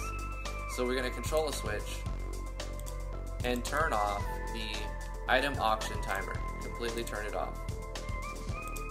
So this no longer happens. This parallel is gonna keep running. So what is 2 to 4 minutes? That's 12 to 24 seconds for it to actually work. And all we'll have to do to make this work the way that it's going to be intended, final version, is add a 0. And that's it. Easy, right? So then it's 2 to 4 minutes.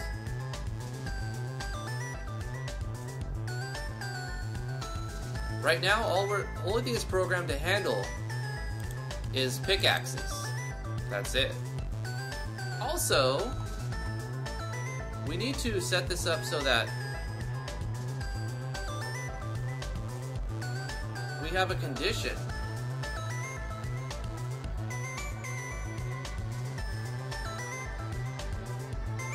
We need another icon, don't we?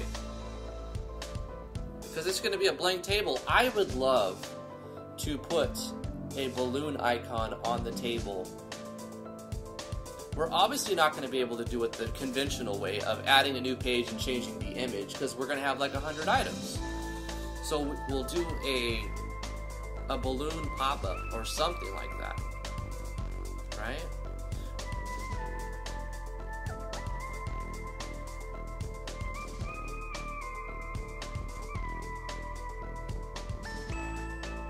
This is event 65. Okay, I have an idea. This might not work.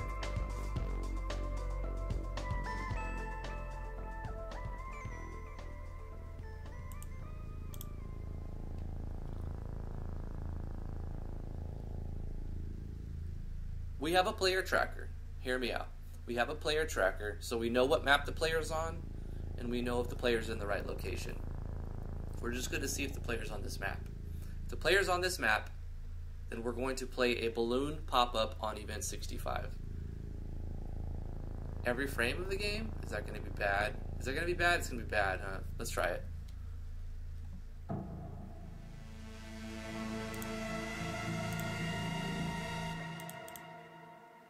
If players, player map ID. This is map number 3. Because I can tell at the bottom it says 003, village building system, blah, blah, blah. So map number 3. So if we're specifically on map number 3, do this. And there doesn't need to be else handler because we're just doing a side thing inside this parallel process. Like, if they're not on map 3, don't do this thing. But if they are on map 3, then can we possibly do a balloon pop-up? Oh, we have to do this with Yanfly's plugin. We have to do this with Yanfly's plugin. Okay, hold on. Save this. What is the icon balloons? Here we go. Plugin command. Show icon balloon. X would be the icon. And then event Y would be the number of the event. In this case, we're choosing event number 65. Shows case right here.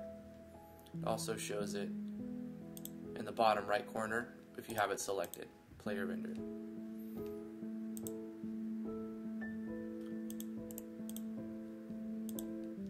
So if they're on this map and the script is running, the timer's going.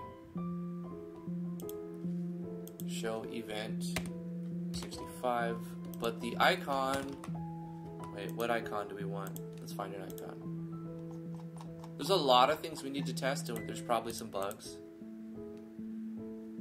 So we're going to test it right now, but I'm just thinking of how I want it to look. Oh. We can use the same icon that the pickaxe is, 216. That makes the most sense. So 216.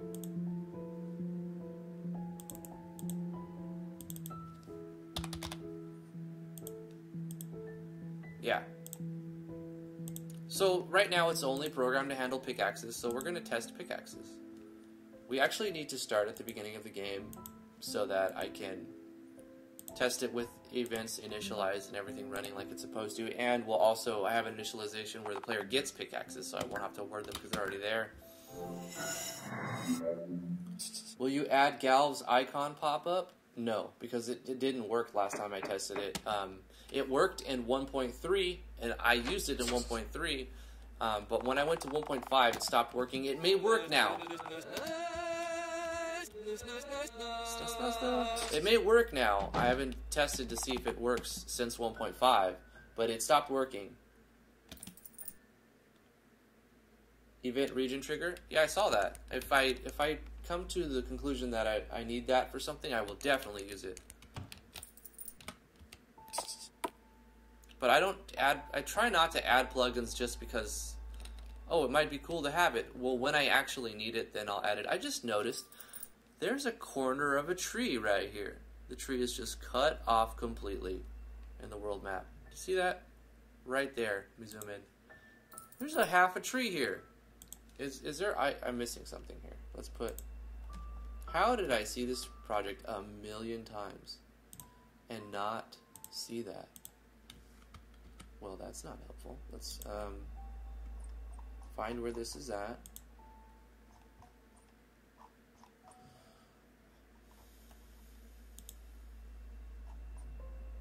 And put the half a tree there. Hey, I fixed it. I fixed the thing. Okay.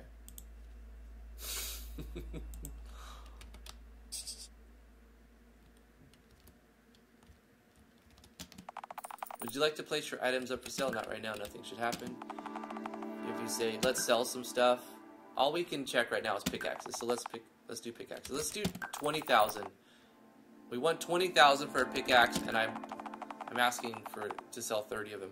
The price seems much too high and would almost certainly never sell. You could try lowering and asking price. It doesn't do anything else. I still have my 30 pickaxes, and I still have my money. Okay. Would you like to place your... Let's sell some stuff. Let's sell... Okay, pickaxes. Select the price for your pickaxe. Let's say... I know that it's going for 50, so it should take 100, because that's the most you could ask for it. How many of these items are you placing up for sale? Let's say I want to sell 80. You don't have that many. Let's sell some stuff, pickaxe. I want to ask 100, and I want to sell 10 of them. Oh, I need to let the player know. This is irreversible. Like, once these items are up for sale, people will bid on them. La la la la. Basically, long story short, you're making...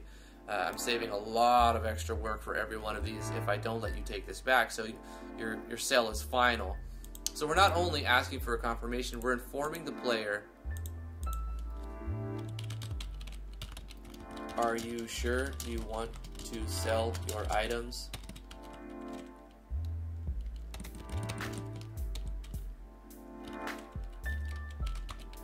We'll have to check and reference that because it's easy.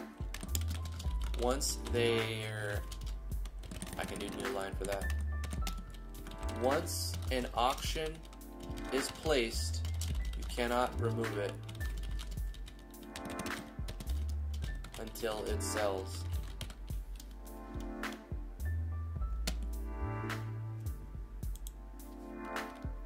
Well, even after it sells, you're not going to be... You cannot remove it, period.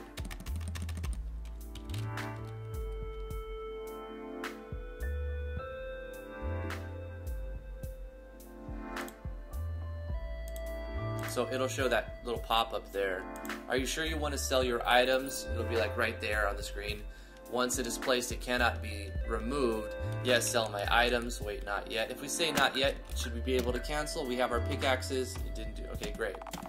Let's sell some stuff. Let's sell our pickaxes. We're going to ask 100, and we're going to place 10 of our 30 up for sale. Yes, sell my items. You placed your 10 pickaxes up for sale. I should do a condition that... That's completely arbitrary, whatever. It's because you can do a condition to see if that variable is greater than 1. If it is, you just copy paste the text and have an S at the end. So you have pickaxe or pickaxes. I might do that. It's not hard. With an asking price of 100 coins. When the sale is made, you'll receive a notification.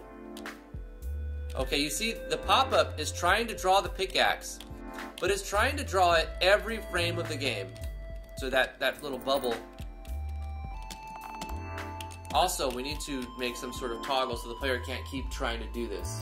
Ren Phoenix, don't worry about it, man. It's good to see you. Thanks for hopping on to the Twitch. For those of you who are watching me on YouTube, please consider going over to twitch.tv/RiptoGaming and give me a follow over there. That'd be very appreciated. If you could support me on another platform, on my Twitch, that'd be really cool. And if you haven't subscribed to me on YouTube, why not? Please subscribe to me on YouTube. Got 300 plus tutorials for you to check out. Okay, so we have some changes. We made one change already. We need to handle the balloon icon, but we also need to do something that moves the ball along, right? That stops the player from starting an auction while there is already an auction going on. So what we can do is add a new page, and inside this page it'll actually work if the timer switches on. So if auction 1 timer is on, we can let the player know, pop, you're currently selling an item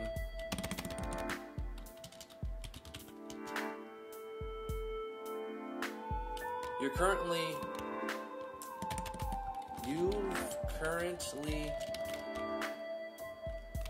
placed. It's very simple message. You've got an item for sale. You're currently selling an item. There's already, because the player, why is the player going there? To set up an auction. There's already an auction taking place here. And that's all it'll do. Stops this from running. Once that timer goes off, it'll self-terminate the parallel process, and this will go back to page 1. So that'll handle that perfectly fine. But we still have the one issue. One small issue, well, maybe more than one, but at least one small issue with the balloon. The balloon is continuing to draw every frame. We don't want that. How do we make this a thing that where it shows the balloon?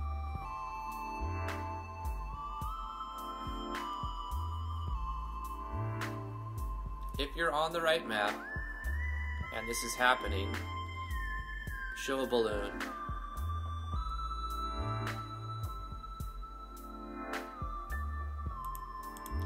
Obviously we need more conditions.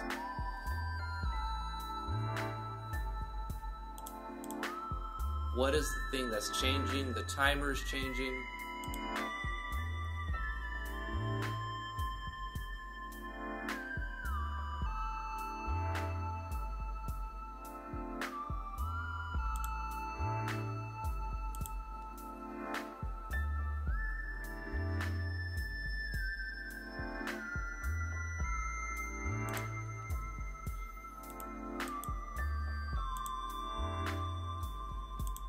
Let's see. Greater than equal to 1, which will happen immediately.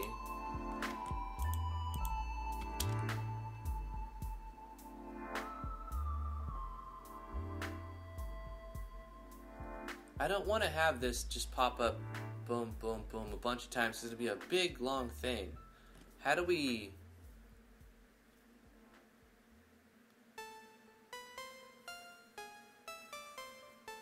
How do we show, because we have to keep in mind we're going to have 100 plus items that could appear here. The balloon icon would make the most sense, but that also shows and disappears. Shows and disappears.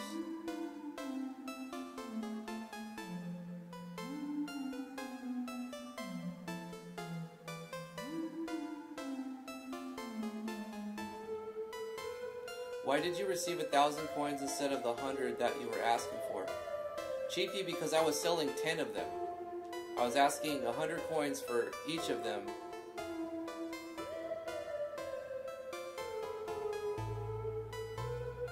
Well, a pickaxe selling for 100, and I'm selling 10 of them. So I was making 100 times 10, so I received 1,000 gold. But I didn't even check that. Did I receive 1,000 gold? You're saying that. I'm still trying to fix this problem, and then I'm going to check the final part.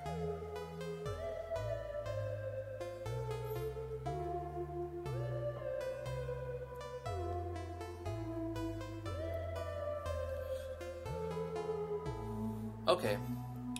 How long does the balloon icon... I got it. I'll have to design it. It'll be copy-pastable. Just change one thing. How long does it last? Right? How many frames is the balloon icon going to last? I need to test this. Let's go back to this event, and then do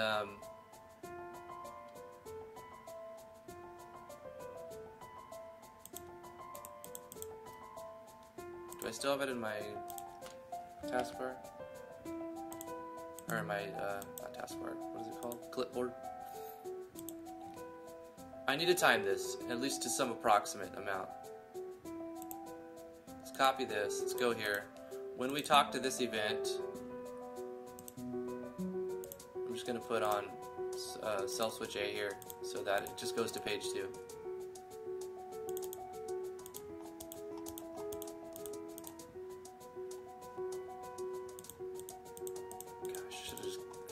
Trying to make something quick. That'll work fine. Paste.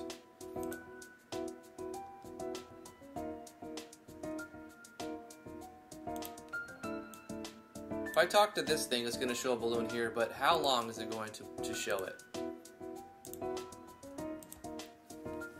I should probably check the plugin parameters. Okay, 0, 1.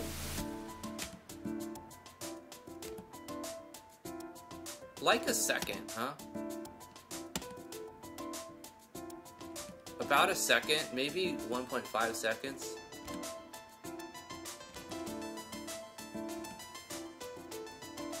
Two, 3, 4, 5, 6, 8. Let's just make it 2 seconds. Yeah, that'll work. Every 2 seconds, it's going to show a balloon icon right there.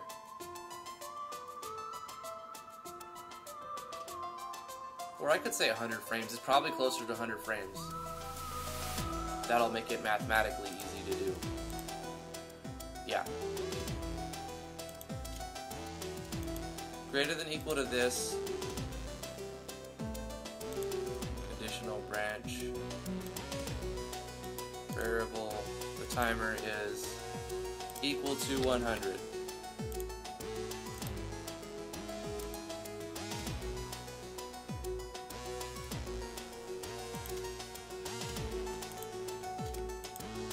Copy. Paste. Wow, think about it. If I'm going to have 14,000 times, I need to use like something else. If I'm going to make it last for 2 minutes,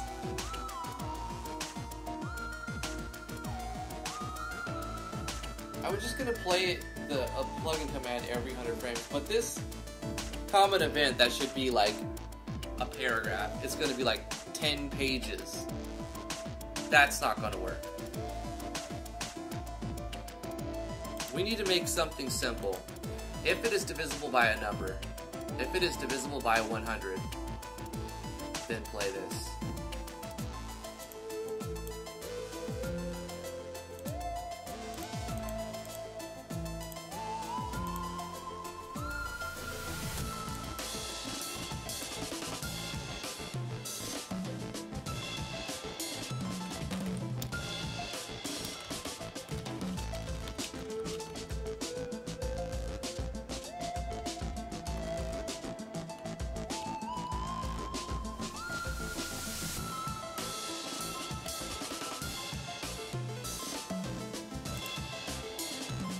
Whenever it has a modulus of 1, play the balloon.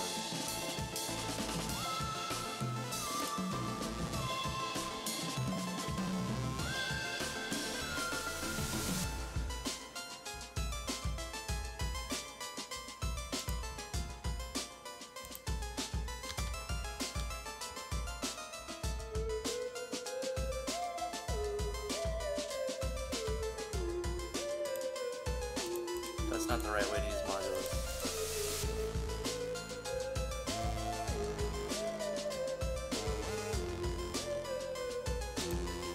It's like you would use it in the way that you would be dividing from it, right?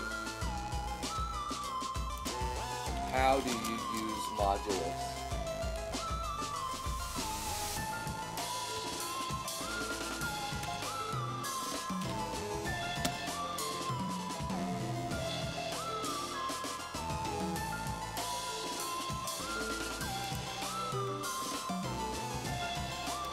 That divided by that equals that modulus that is 1. So I would say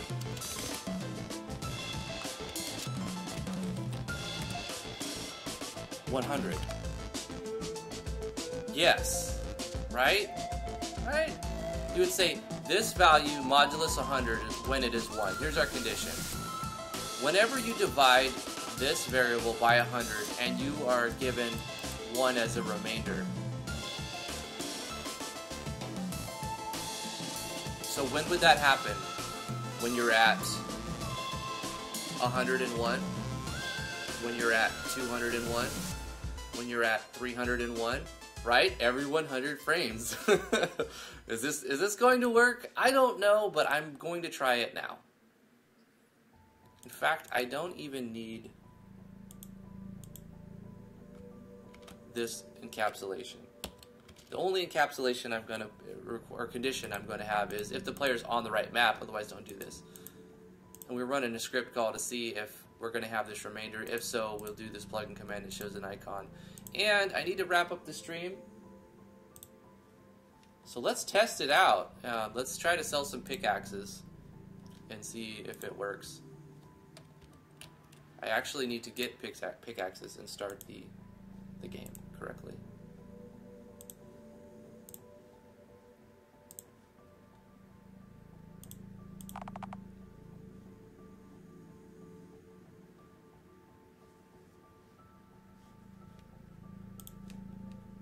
Oh, I can accept that notification. Thank you, Jaime PC. I appreciate it. Let's be the girl this time.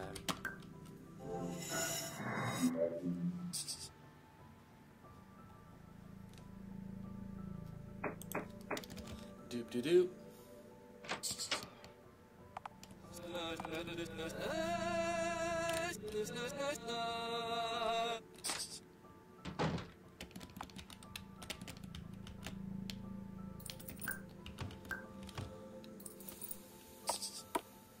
Alright, let's go to the town. I must have walked by that tree 1,000 times and never noticed that there was half a tree there.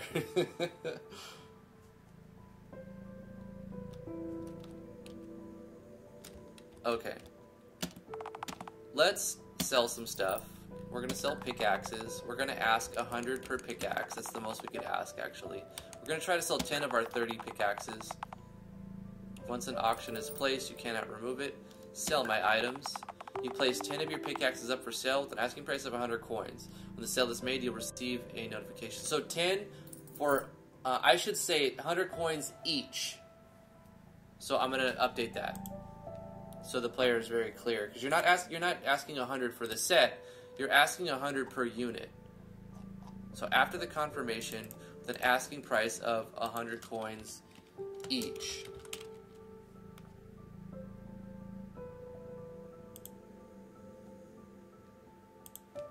It's more legible. It's clearer. So it'll just say 100 coins each, or whatever your price was each. What language does RPG Maker use? Most of them use Ruby, not EQ, but RPG Maker MV uses JavaScript. Okay, so did it take the 10 pickaxes? It did. We only have 20.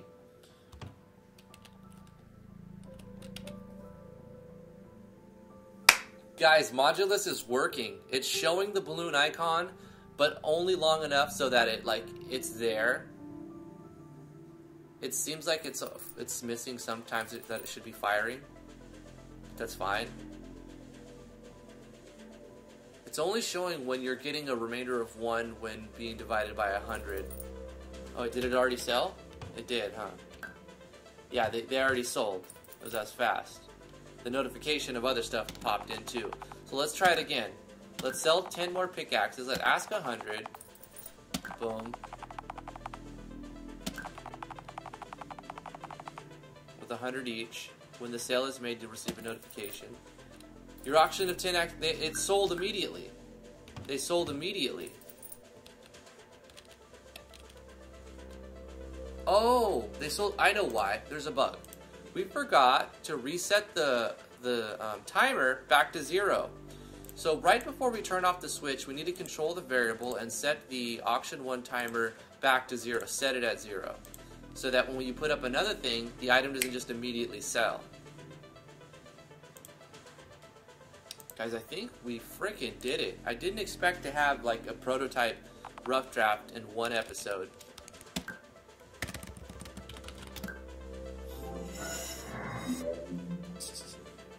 I'm gonna read up a bit in a minute because I'm almost done, Devin. I want to do this last little test, and then we'll do our. I'll address everything and talk and plug stuff. Everyone's favorite part of the show. Trying to make a successful business work.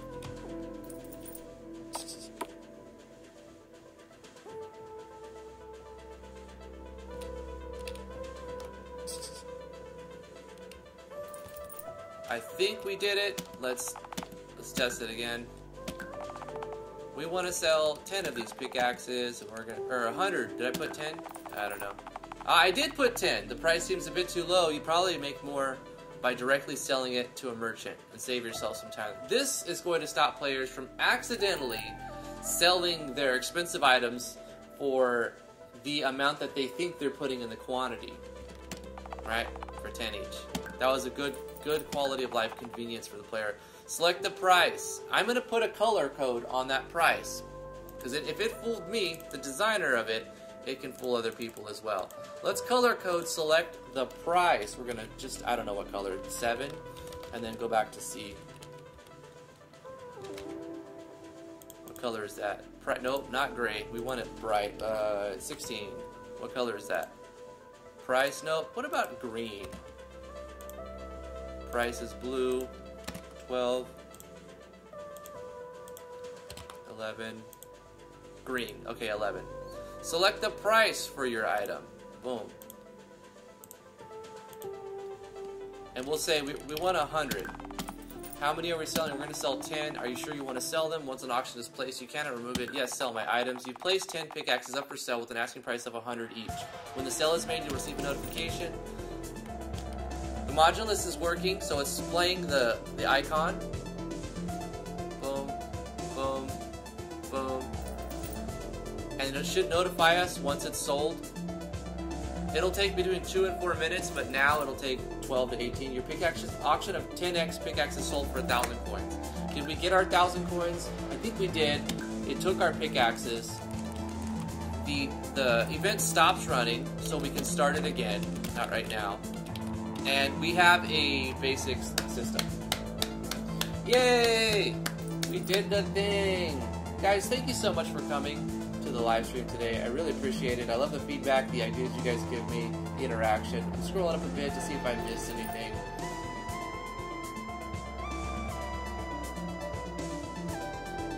If you have any questions, put them in the comments or put them on Discord as well. You can join the Discord. The link is in the description of this video below. It's also underneath the live stream.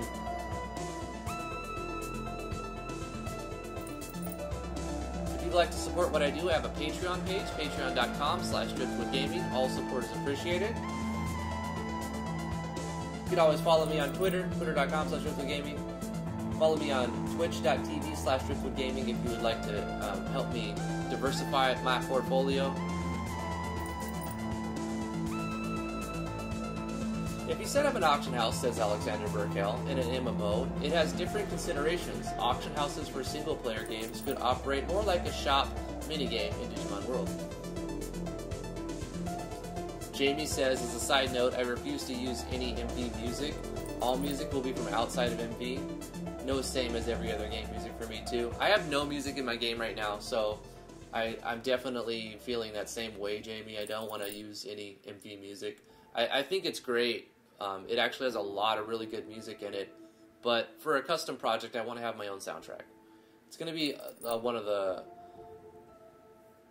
most challenging, but also the most rewarding parts of putting together this project is designing the soundtrack, trying to get the beat to match the storyline notes. And not just the BPM, I mean like the emotion that it's trying to convey.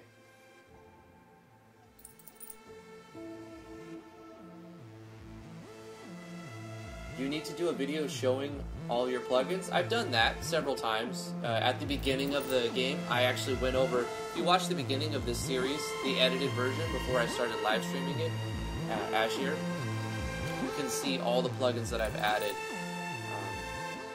But I can scroll through them for you. Take care, Doc. Take care, Asher.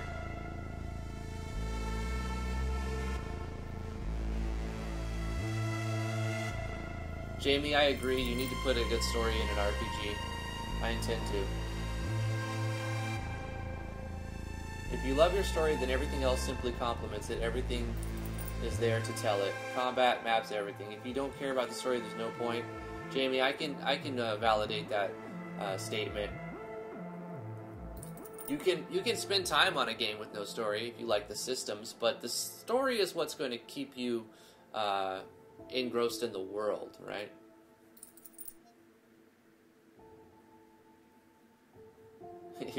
Is that bad? It's going to be bad. Let's try it. I did say that.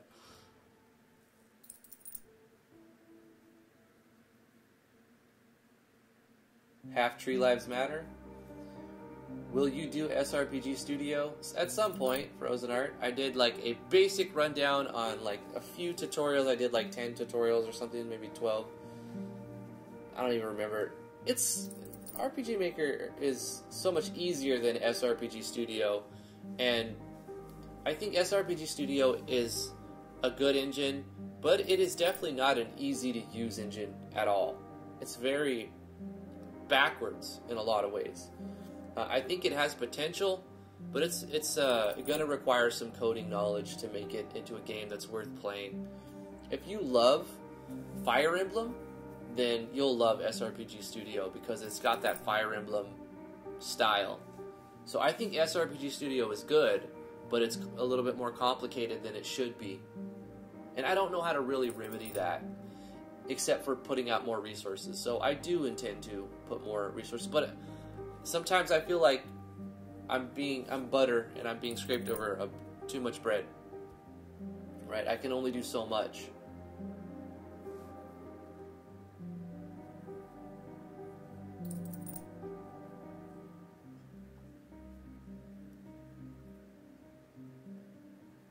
Oh, the NPC could be like, well, sure, I'll keep my 5% cut even if it does not sell, though.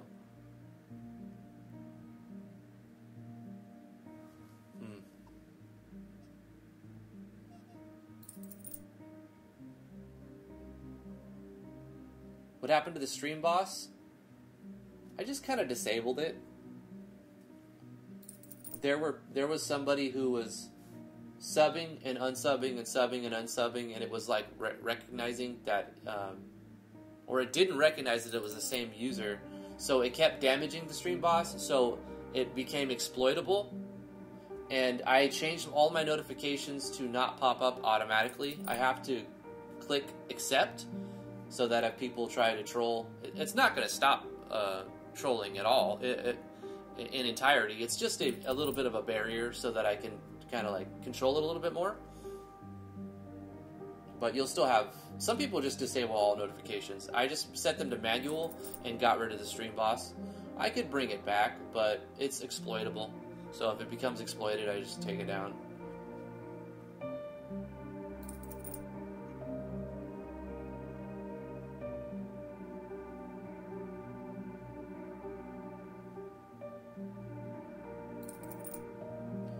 For the items being sold, can you add a clock or a timer showing the countdown? No, I don't think that's a good idea, Devin, because it's a timer behind the scenes. But when you're immersed in the world, it shouldn't be like it will sell at this exact time, even though it's robotic and programmed that way. I want it to seem more natural that it just sells over a certain amount of time, between 2 and 4 minutes. Someone just buys it at that time. I may even decide to make another event that has through, so the player won't collide with anything else, and it'll show an NPC walking up into town and going to the vendor when the timer hits a certain amount. So that like you'll see an NPC spawn here and walk up.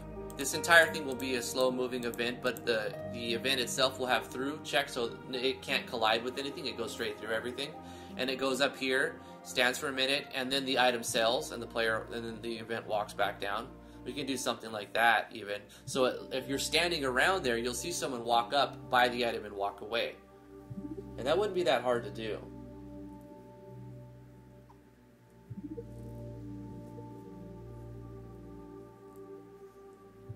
Well, my brain hurts just thinking about how complex this auction system is. The best I could do is come up with 3 values for each item and 3 time frame tiers for different items. I like it though. Yeah, I mean it's got some complexity, but it's not that complex. It's just doing checks and balances. It's letting the player select a price. It's letting the player select the amount they want to sell, and then every time you let the player do something, you've got to check to see if they're doing it correct. If they're doing it, people will try to exploit it, right? If you can say I want to sell 100 of these items, and the player only has 1 of the item, then they're gonna just go sell 1 item for the price of 100 of those items, right? So you gotta just and you can't blame the player for that. It's just poorly designed if you let them do that. So you have to stop the player from exploiting the system. So you just run a few conditionals when they need to be there. And then make sure you reference all your variables correctly. Use a good naming convention. And it doesn't seem too complicated when everything is named. Like, this is the most complex part of it. And it's not complex. It's named. So we store the value of base price into a variable. We store the value that the player selected into a variable. We're multiplying this, the base price by 0.5 to get a temporary variable that we can reference. And the same thing with this. And we just reference this. We don't even need this. We can just go in parentheses again. We can say base price times 2 in here and base price times 0.5 in here and get rid of these completely. But I wanted it to be legible, so I made it look more texty than it needs to be, right? So that I can look at it and see what I'm actually doing here. And I put comments in the code to try to make it more legible. I didn't finish commenting it though. At this point, we'll put a comment saying start the common event, the parallel common event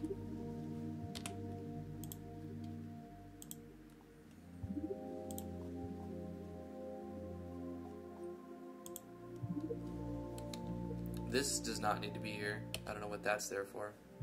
Does nothing. Apply this. Pretty simple. And it works. And the most complex thing, really, that I've never... Guys, I've never done this a single time. I've never used modulus. Like, I never use modulus. But I needed something that I didn't have to write, like, every time that we go, like, 100 frames, do this. And so by putting in the variable of the timer that's changing every frame, modulus 100, whenever you have a remainder of 1, play this. So, like, approximately every 100 frames, it's going to do this. It's going to play the command. So we use modulus, and, you know, it seems like it doesn't always work. It skips sometimes. But it works well enough that I'm going to keep it in there, and it shows the balloon. So that's good. Is Drifty even paying attention to YouTube chat? I did fall behind, Mushri. That's why I'm reading everything now. I went back quite a bit, and I'm addressing all these points. He closes the game when the rations went to 0. Now I'll never do it. You do die, Jamie. You completely die. You will die. You'll even get a notification. Your character is starving or something like that.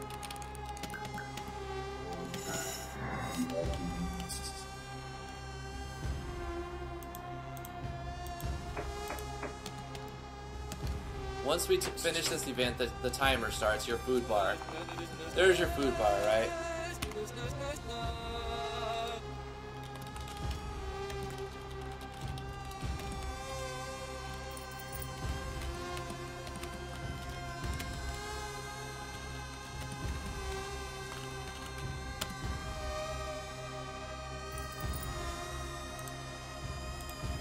Oh, that didn't work. Did I spell it wrong?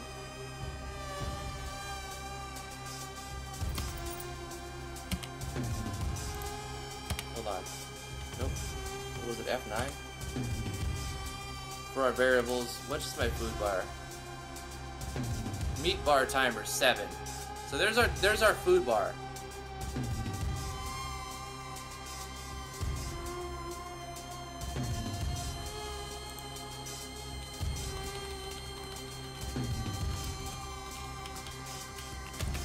So this is our food bar. It ticks down.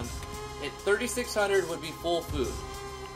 But let's set it, so this is going to fill up my food bar. Let's bring this down a little bit. So here's our food bar. Wait, where's our product? There's our food bar. That'll fill it up. But then if we put in, like, say, 1,000, it should go down. Why is it not going down?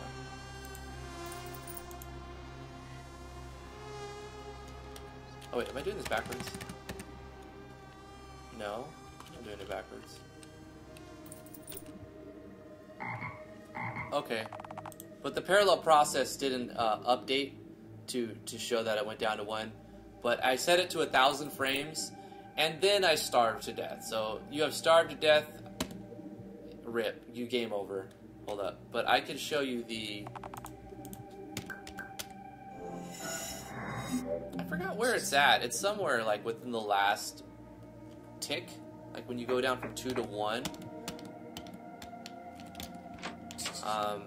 You get a notification. You may not get it. We'll see. Because I'm kind of like janking it in.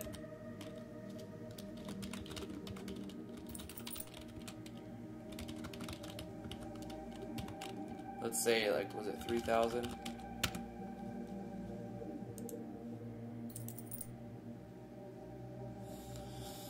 That'll be 3,000 frames, which will take place 3,000 divided by 60, 50 seconds.